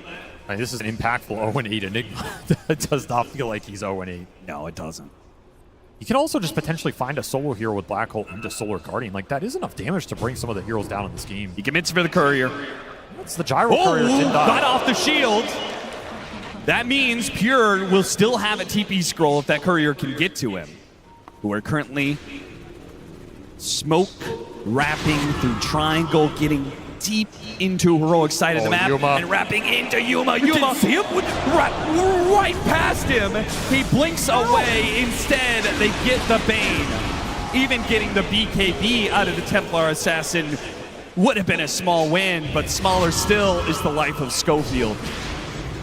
Maybe they try and kick Analog out up here, but there's Radiant Vision up here. He can play it to the limit.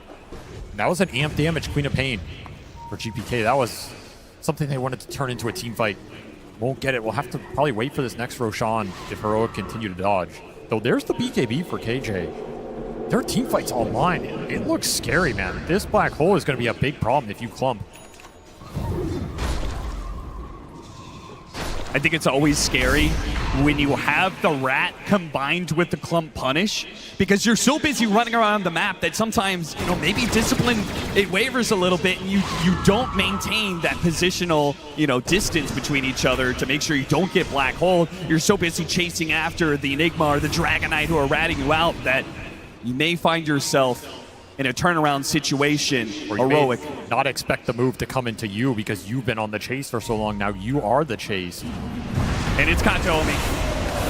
Two-shot casually by Yuma. The rest of the smoke not revealed yet. Now it shows on a Save. Save shoots himself down to the low ground, but revealed. The trees are taken away from him. All cover gone, and Yuma, a godlike spree for him and his Templar Assassin as they regain control. Just feels like Heroic have a better read on this map right now. Yuma just playing out of his mind. A perfect game from him so far, 9-0. TA has an insane amount of Deso charges, an insane amount of damage, and if you give him an Aegis in this game, that was an important reason why BB took it away. You do not want to put Aegises on this Templar Assassin. That fight becomes impossible.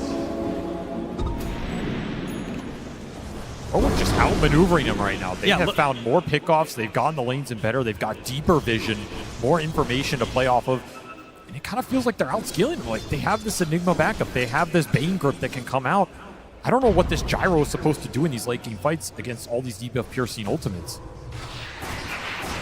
You can recover this Dragon Knight's game. It's not impossible. He already has that BKB done. He can build into some damage. You can get a Bloodthorn here. You can eventually get to Black Dragon if you want it. You can get a Mjolnir. Whatever your choice is, this DK is going to do some serious damage.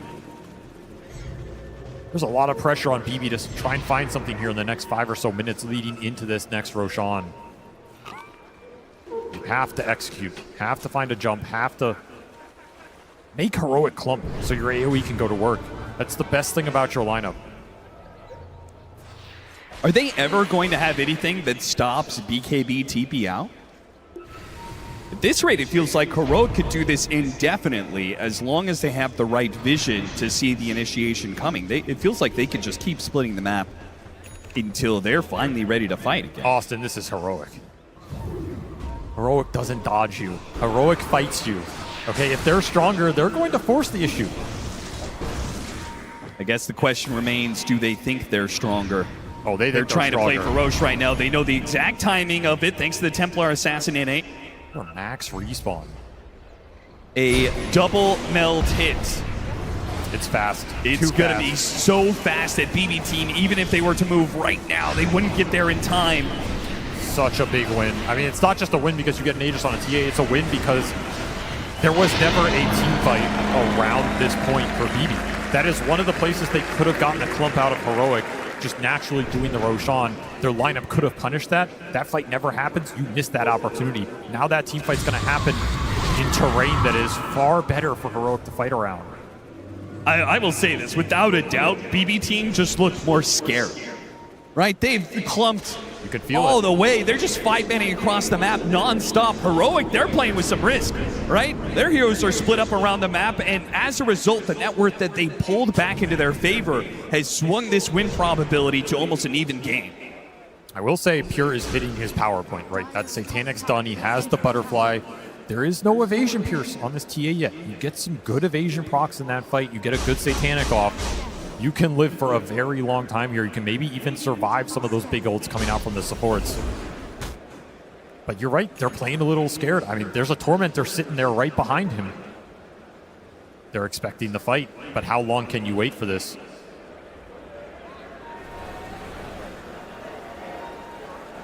Everybody waiting for the fight to come to them right now. This is what happens in a TI elimination game. You do not want to be the first to pull the trigger. BB team, how long are you willing to sit here? You got to just do this Tormentor, right? They're trying to bait it a little bit.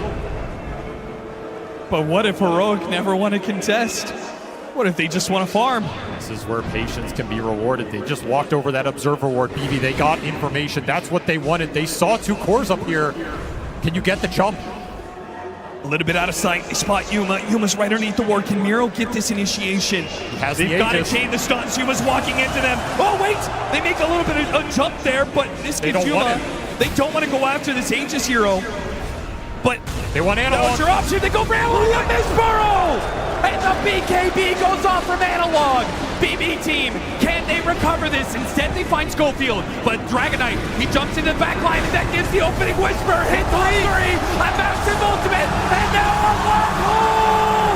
Starting right over the top of Solar Guardian. That will be the nail in the coffin for BB team. You clump against a lineup that punishes you so damn hard every time. The confident jump from Analog, knowing his team will back him up even with the BKB expiring. You have Aegis to play with. It let Yuma frontline. BB saw no good targets. They got pushed into a corner, and they had no answer for the teamfight supremacy that was double Solar Guardian Black Hole. That ult from Whisper stunned everybody just on the edge. Heroic break this game open. They are going high ground. 11K gold lead, 2 minutes on the Aegis. No buyback available for this gyro for 40. This should be 1 lane, maybe 2, guaranteed. And a potential top 4 for the first time in Dota history for a South American squad. The spirit of an entire region behind Heroic, and they're playing like it. They're playing with that aggression, with that fearlessness.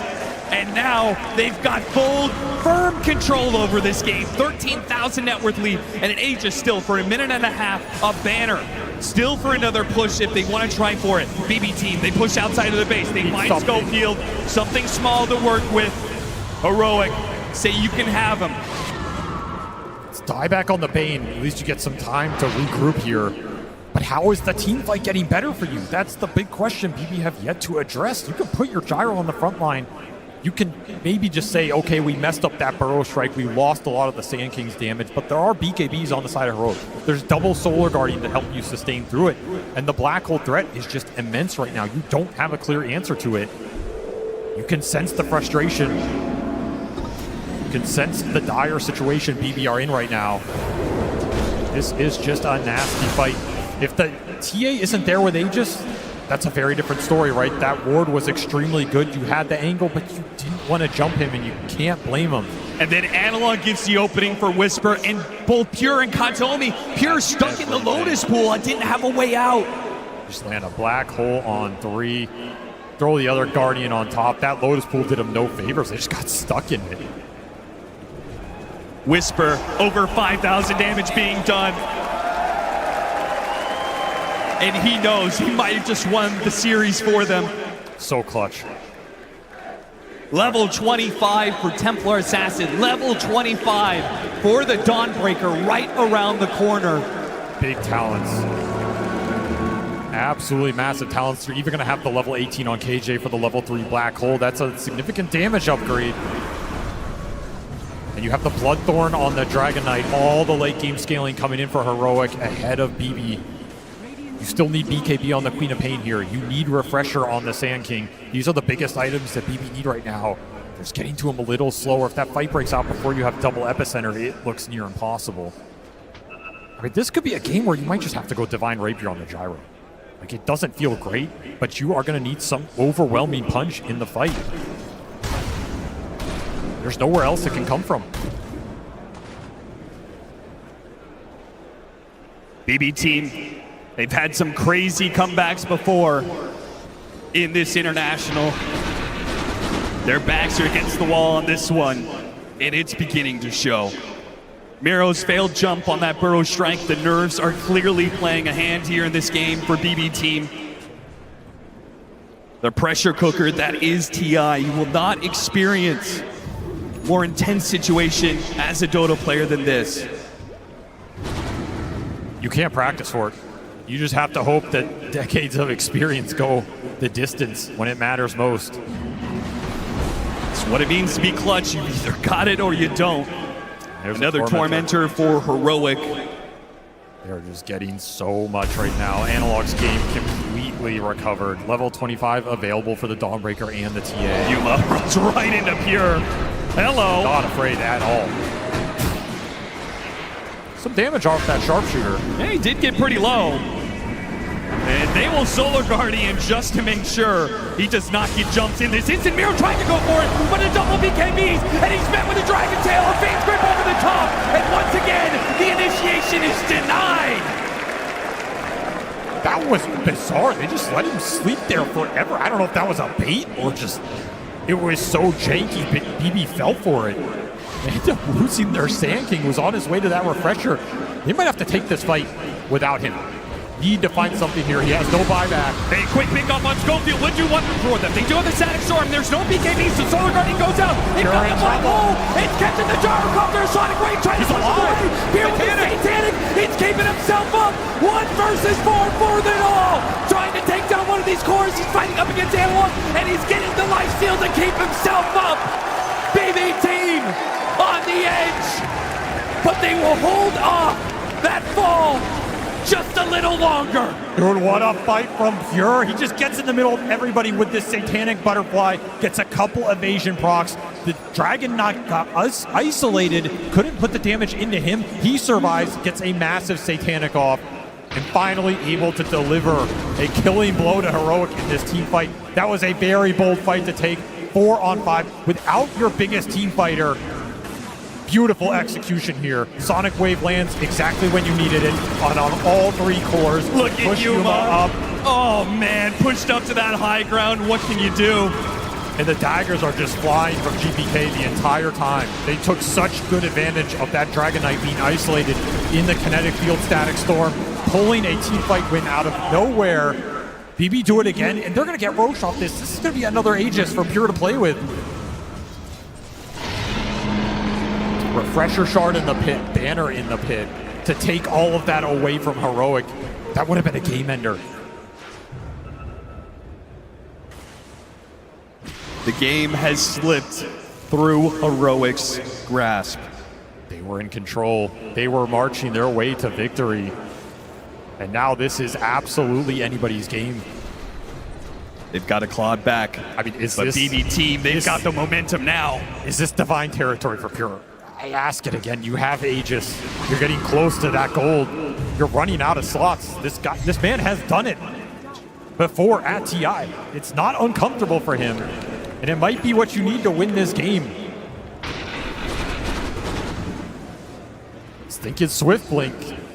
A refresher for Miro. So if they can find that initiation, Pure will be able to jump right into it, as will the Disruptor potentially. Now that Burrow Strike, it's a lot more deadly if it's an Ag Static Storm over the top of it. These are the opportunities BB need to win these fights. Didn't exist 4 or 5 minutes ago. They exist now. You have an opening. You can go in with this Burrow Strike and threaten any of these cores because that Ag Static Storm will be dropped on top. And there is no way to bail that hero out other than committing more with the Solar Guardians on top with a black hole in the middle of everybody. It could work out for you. It could be an absolute disaster. Yeah, the more you throw it at, the higher the risk is, right? Maybe You're that clumping. Solar Guardian doesn't save you. Maybe you're just running into that Static Storm. And BB Team on the hunt. 3.5 minutes left on this Aegis. they're feeling Sweeping it. across the map, keeping that same 5-man formation. They say, if we're going to go down, we're going to go down together. And Pure, he disassembled that butterfly for Swiftblink. Felt like the MKB was incoming for Yuma, which would have been his next item, but he doesn't have it yet.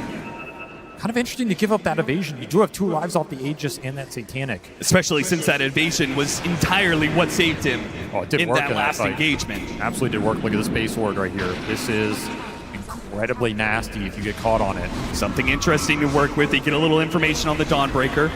And keep in mind, 25 hit for GPK. That's a Sonic Wave damage upgrade. This thing's hitting for 900, and he's the one who got the Refresher Shard off the Roche. So it's going to be double 900 damage, pure damage, Sonic Waves going into the fight, amped up even more. This is over 2,000 damage of pure going into somebody. Somebody just has to take it. Heroic have to get the jump. It's the only option. And Pure is going to put them in a very uncomfortable position.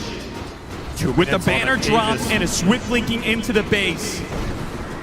You do not want to dive too deep, though. This is still a lineup that can Look at the punish cut. This is big. If they can manage to take away the mid creep wave as well, though that should be protected by BB Team. Kills that banner, though. That hurts a little bit if you're going to commit to the high ground push here. It's such a terrifying push. You don't know who has buyback available. And guess what? It's all 5 for Heroic. They all saved it up. This push is almost doomed to fail unless you execute out of your minds right now. Fortune favors the bold. Will it favor him here? A bold move to go into the base, but they found the bushwhack into the epicenter initiation, a Sonic Wave 1, and that's one down. Now they still have the Solar Guardian though, so it does trade off core for core with the buyback being used on the Dragonite. Heroic, they want to make the most of this situation. They got the control on the GPK, another Solar Guardian to finish him off. The bushwhack from the Templar Assassin FA, and GPK, he's away. Another Sonic Wave, and back in. A killer instinct for GPK, but it might just go awry here as a black hole. It catches Pure. Safe Whisper. Wait a minute, a Satanic. He stays alive, doesn't lose the Aegis just yet, but Analog, that's going to be a dieback for him. A Nightmare on the high ground. No, he's not going to make it. Stuck on the low ground and nothing on a bushwhack. Save. Give him an opportunity. BB Team still working with this Aegis. Do they go in? Do they go for the throat? 2 heroes dead, one of them with no buyback. You use GPKs though, you all in here and you die. It's game. It's up to Pure. It's his call. It's his shot to take right now. 30 seconds on the Aegis. Another buyback from Heroic. They're down to 2. Whisper on that Dawnbreaker. Yuma on that TA. They somehow got Whisper out of that Another fight. refresher. They may not see this coming. There's another black hole available. As he said, they got the Static Storm on a Pure. But you can't go. They can't. No. GPK. He does go. He does get that kill. He does force that buyback. Where is it? Yuma, you have to pull the trigger. There it is. KJ, this is an opportunity, a moment for greatness. Can he hit the black hole? That sets up everything for Heroic. God damn, it's not enough. Pure hits the Satanic, and everything is wasted for Heroic. How is he alive? He's just tanking side lane after side lane, not enough to kill Miro. And Pure, he can play it slow. He's got another Satanic coming up. There's no way you back here, right? I mean, you have pushed this to the limit so far. You have another Satanic. You've gotten everything out of Heroic from 5 buybacks to none available. Black hole dropped. Refresher black hole dropped. There's nothing left in the tank. Pure makes the call. Divine Rapier, Swift Blink in. He's going for the throat. Going for the throne. He wants to deny a South American top 4. And claim his own top 4. He made it to the final day of TI before. He's led a team to this victory before. He apologized to his team. He said, I'm sorry, but next time, I will carry you. And he does it. He takes his team all the way to top 4 at a TI. What a redemption game for that man right there. That thing was completely out of reach, and somehow that one team fight bottom tier 2, belief in the squad, belief in your carry, go in, let him do the work. The satanic timing was beautiful, and Pure just turns this game on its head. Crazy bushwhacks from Save, crazy survivability from GPK. This team was pushed to the brink, but they just did not give up. And they will find themselves victorious in a Game 3 that seemed out of reach, denying South America that top 4 that has always eluded them. It was so close. If you execute one more team fight in that game, it is yours. It was all it took, just one more fight.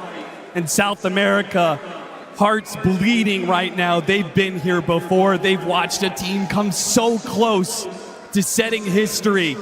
And Heroic regrets and redemption. The two sides of the coin in these matches. Overwhelming happiness for the win and unforgettable grief in the loss.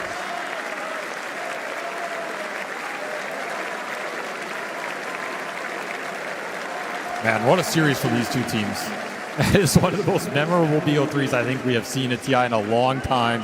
So much on the line, so many clutch plays, so many insane teamfight victories off the spellcasting alone. In that last fight, that base defense, you land the black hole of your dreams. You cannot ask for more, and it is not enough. Let's talk to the man of the hour. He did it. He did it for BB Team. Let's talk to Pure. Pure, I mean, what on earth was going through your head at the end of that game? You were locked in, making no mistakes. How do you stay focused in a moment like that? I mean, I think I made quite a lot of mistakes, but we won in the end, guys. So happy about that.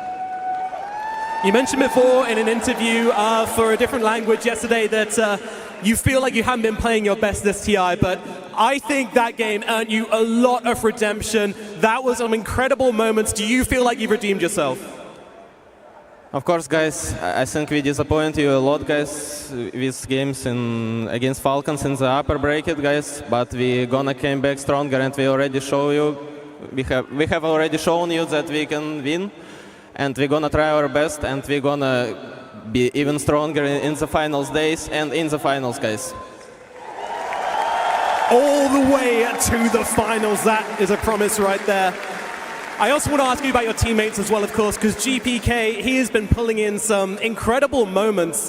What's it been like playing with him as a teammate throughout this tournament? I mean, he's crazy good. He's always been like that, like this last year. And I think he's performing as his best as always, so just pleased to play with him, you know, like it's good to have him in my team. He has been fantastic. Last question from me then. Of course, we do say goodbye to the South Americans here, but as an incredible carry player yourself, how do you feel about how Yuma and the rest of Heroic played in that series? He played good.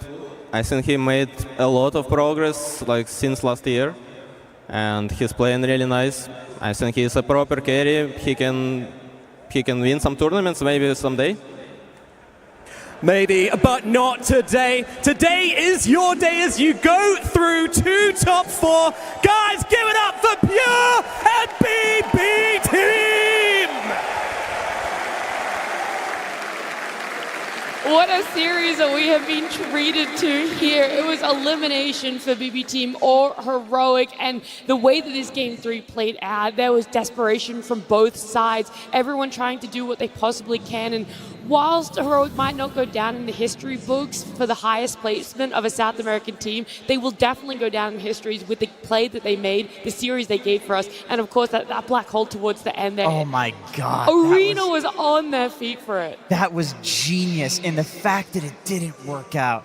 I just want to thank both of these teams for giving us the best series of the tournament so far in a tournament that has already been one of the hypest TIs ever. This was an incredible game of Dota and an incredible series. just thank you. I feel like you can feel the energy in the arena right now. Yeah, the person who delivered for that was, of course, KJ, and unfortunately with that loss, we do have to say goodbye to him and the team of Heroic. Yeah, thanks. I am here with KJ. KJ, you can hear the crowd's reaction. You guys played, in my opinion, and the crowd's opinion, and the panel's, the best Dota that we've seen in this tournament, the most exciting games. Did you guys have fun while you were here? It looked like you were having the time of your lives. Yeah, it was pretty damn fun. Didn't explode the throne, but I was happy to play here and to show you guys that we are a world-class team. We are Brazilians, Peruvians, Nicaragua, but we are a world-class team. So if there was any doubt of that, we showed it, and we put up a fight. You put up a hell of a fight, and I know you can hear the fans here, but there's a section of South American fans who've been going absolutely mad for you guys the whole time. Do you have anything you'd like to say to them specifically? Thanks for cheering, everyone. Valeu pela torcida. Galera da Heroic aí muito animada, dá pra ouvir todo mundo lá de dentro. Muito feliz. It's you that's watching that makes this special. If it weren't for you, this would be very boring. It's just a game. But with you, it's a dream. It's everything. I love this shit. Let's go. Next year, you're gonna see me here. And I'm gonna win. You're gonna see me here. I'm coming back. Holy shit! Thank you, KJ. That was perfect. Back to you guys. Oh my goodness, I'm telling you, no one does it like Heroic, no one does it like KJ. While this man has been eliminated from TI, his dreams, they're still there. He's saying next year, it's his year. I mean, this has to be the most positive exit interview that I've seen. You know, him being hyped up, like being excited to be in the crowd, and also a big promise that he needs to fulfill. And I believe that they can do it because this team showed some extremely good performances. The crowd is definitely cheering for them, but also the way that they've been playing, it's just a chef's kiss every single time. Unfortunately, we have to say goodbye, but I think they won a lot of hearts in the arena, and whoever is watching on the broadcast. 100%. Yeah, I was going to say, maybe they didn't win this championship, but in every future tournament, I can guarantee you, this is going to be a fan favorite team now. Like, these guys, they clearly love the game so much. They're so fun to watch, and they're so likable. Yeah. All of them. Yeah, you can't help but feel yourself cheering for that team. Unfortunately, no longer here, but we are going to be looking at this game number 3 a little bit more, trying to break down what happened in that earlier part and why we had such a close fight, why we had such an amazing comeback from BB team. And it all started with that first blood winter. I mean, the first blood was kind of like a really, really good outplay, a little bit of outplay here by Whisper. You can see he's almost going to hit level 2 soon, and he's going to use his slow to get to level 2 here, and Pure totally caught unexpected here, and he just dies, you know, because Dawn level 2 is like one of the biggest spike here, and once again, because of that earlier kill, this happens, right? They get the dive, Pure doesn't have any more resources, and it was a really, really good read here by Whisper, catching him, knowing that the only way he escapes here is TPing in that corner. It was such a high skill game of Dota. Like, there's no world where you have to be playing against a very skilled opponent that is paying close attention to your levels, that you can make that play and find that opening. Like a single creep and then using the resources to get that. Like, this was world-class Dota.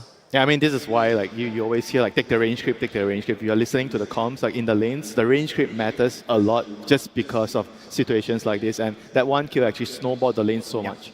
Yeah, it really did. Something, though, that we weren't really sure about is how Position 5 Enigma is going to fit into this meta. It's been out of the limelight for so long when it comes to competitive, but KJ put on an absolute beautiful shot. Oh, yeah, he has a couple of tricks up his sleeve. Look at this, Position 5 Enigma, 5 minutes in, 6 about to spawn, so he's stacking 3 camps at the same time. That is so hard to do, by the way. It really is, and they're also trying to win this economy more, and look at what Save is doing a couple of minutes later, because a couple of minutes earlier, there was Enigma in the enemy triangle, putting down Center Ward, putting down Observer Ward on the hill, making sure that they are winning that economy war, making sure that there's going to be a lot of... And also another one, I just have to stop talking, because what he does here is he uses Midnight Pulse immediately predicting that their save is going to be using Bushwhack, making sure that Yuma is not going to get stunned there and killed, and lands another good black hole. We saw multiple man black holes coming out from KJ, and I just became even a bigger fan after this one, and this guy is just amazing. I think after watching this, I don't have any plans of going and playing Enigma in my pubs. Position 5, like the amount of stuff that you have to do to make it work, you have to be such a savant at the hero. I mean, this is why the coach was so confident. Right? He said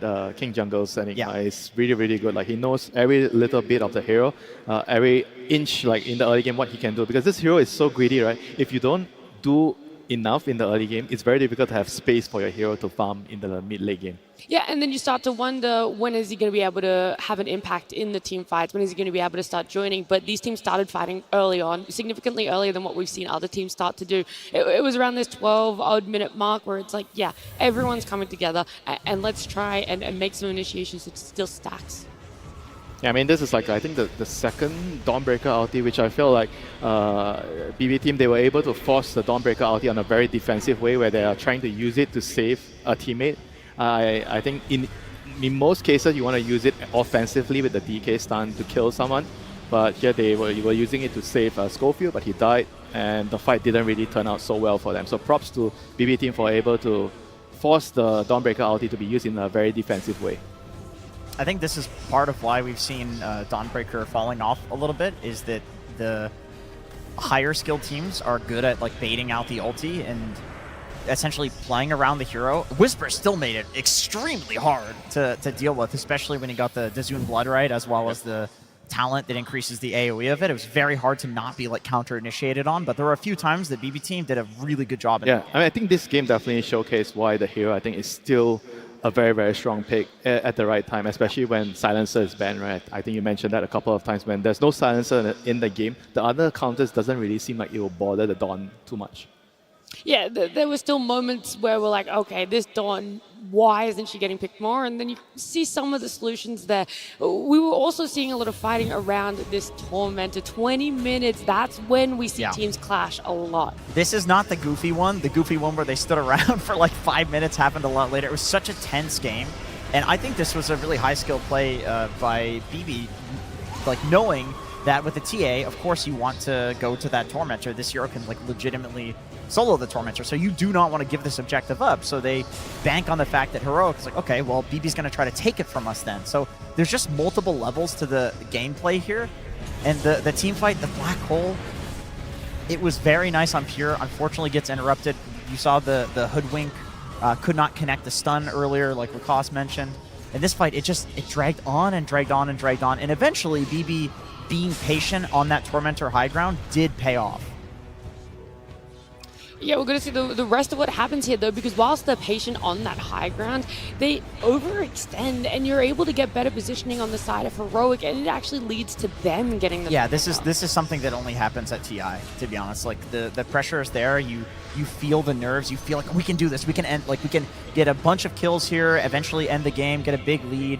I also think you can overchase. Yeah, we've seen a lot of these top-tier teams that are still left in the tournament utilizing these buybacks, making sure that they're going to be winning the fights. We saw earlier in Enigma series as well, 20-minute buyback coming out from Under or just to kill Sniper on XM, buying back one more time. So understanding that certain heroes are much stronger, especially those that have global presence, potentially like a Dawnbreaker in this series as well. Whisper, he had a great game. The Refresher, the Aghanim Scepter build. He also did build into a bit of a later pipe combined with the Mage Slayer. We did reduce tons of damage, but most of the damage in the late game was physical, and the way they did it on Pure with this Blink, Divine Ray, Pure Butterfly, disassembling with the Chop Shop. I think Pure is the one who's like ready to go in multiple times, risking everything. We saw it in game number 1 with the buybacks as well on their side. I think buybacks is a very crucial thing that we also need to mention a lot. Whisper even ended the game with the Blade Mail. When they were in the 2 or 3v5 situation, he not only goes for this late game pipe, which I think is really interesting, you kind of have to do against all of this magic damage, but he goes for the Blade Mail to try to... this was the game-defining fight here, where the Gyro kind of solo carried. I don't want to say solo, but he kind of didn't die and carried the game. It looked like it was going to be really bad because it was a 4v5 fight. I don't think Kyori expected BB team to actually take the fight, but somehow Pure doesn't die, and he survives and he kills everyone and totally turns the game around. yeah, having that satanic for him, being able to get it off, him unfortunately not dying in that black hole. This is when things started to unravel a little bit for Heroic, and massive props to BB Team, and exactly what you were just describing, Lacoste. She was not afraid to be that person that sits in the front line despite being the carry. He's okay if the black hole is used in him, knowing how much he can rely on his supports, how impactful GPK has been as well. Yeah, he definitely knew how much he can tank there, and also being very patient with his Satanic. He knew that he was going to get Black Hole. Sonic Wave did connect for a couple of seconds, making sure that that extra bit of a damage from Templar Assassin is not getting through, and also life-stealing with that Satanic still with the Aghanim Scepter, with the Side Gunner, and very nice read there coming out from Hero, really pushing the limits of the hero. He had to absolutely do that, because I think if that same damage is pumped into his teammates instead of him, they lose that fight. It's legitimately... They lose the game there. They lose the game right there. So if he does not wait until the last second to use the Satanic, let's say he uses it during the Black Hole, it doesn't work out. He knew that he had to push the limit there. This is the only way they're going to come back in the game, and good lord, what a comeback it was. Yeah, what a game, yeah. That has to be by far one of the best games I've seen this week. It wasn't just that game, it was this whole series, right? From our game one, where we had an Aegis snatched from GPK, it feels like it was so long ago, but that was literally the same elimination series. These teams pushed each other as far as you possibly could with all of it. And so, yeah, Pure going to be our standout player for that game number 3. But BB Team are going to have to play later today. You got to find some more energy in the back pocket here. I don't know. They got to go to the sauna or something and relax, because it would be very hard to cool down after something like that. Yeah, you have to reset. You have to forget everything that happened. Sure, it was a hype series, but you need to conserve your energy. You can't really celebrate. You need to keep your mind on the next game. You have to focus, and your job is not done. Well, we're talking about conserving energy, but someone who has energy in buckets is, of course, our stage host. We're going to head on down to Slacks and Tsunami. Thank you very much. Yes, we are cooling down from a very intense series, and I thought we'd play a little game of our own. Now, if there's one thing I've learned with my time in Germany, it's that things are very orderly and things are very coordinated. So I thought I'd do a test of coordination with 10 fans from the crowd. And we're going to play a little game. It's very simple. You're keeping a line going of one of two actions. Slacks, you're going to hold out the mic to one of them, and they're going to start out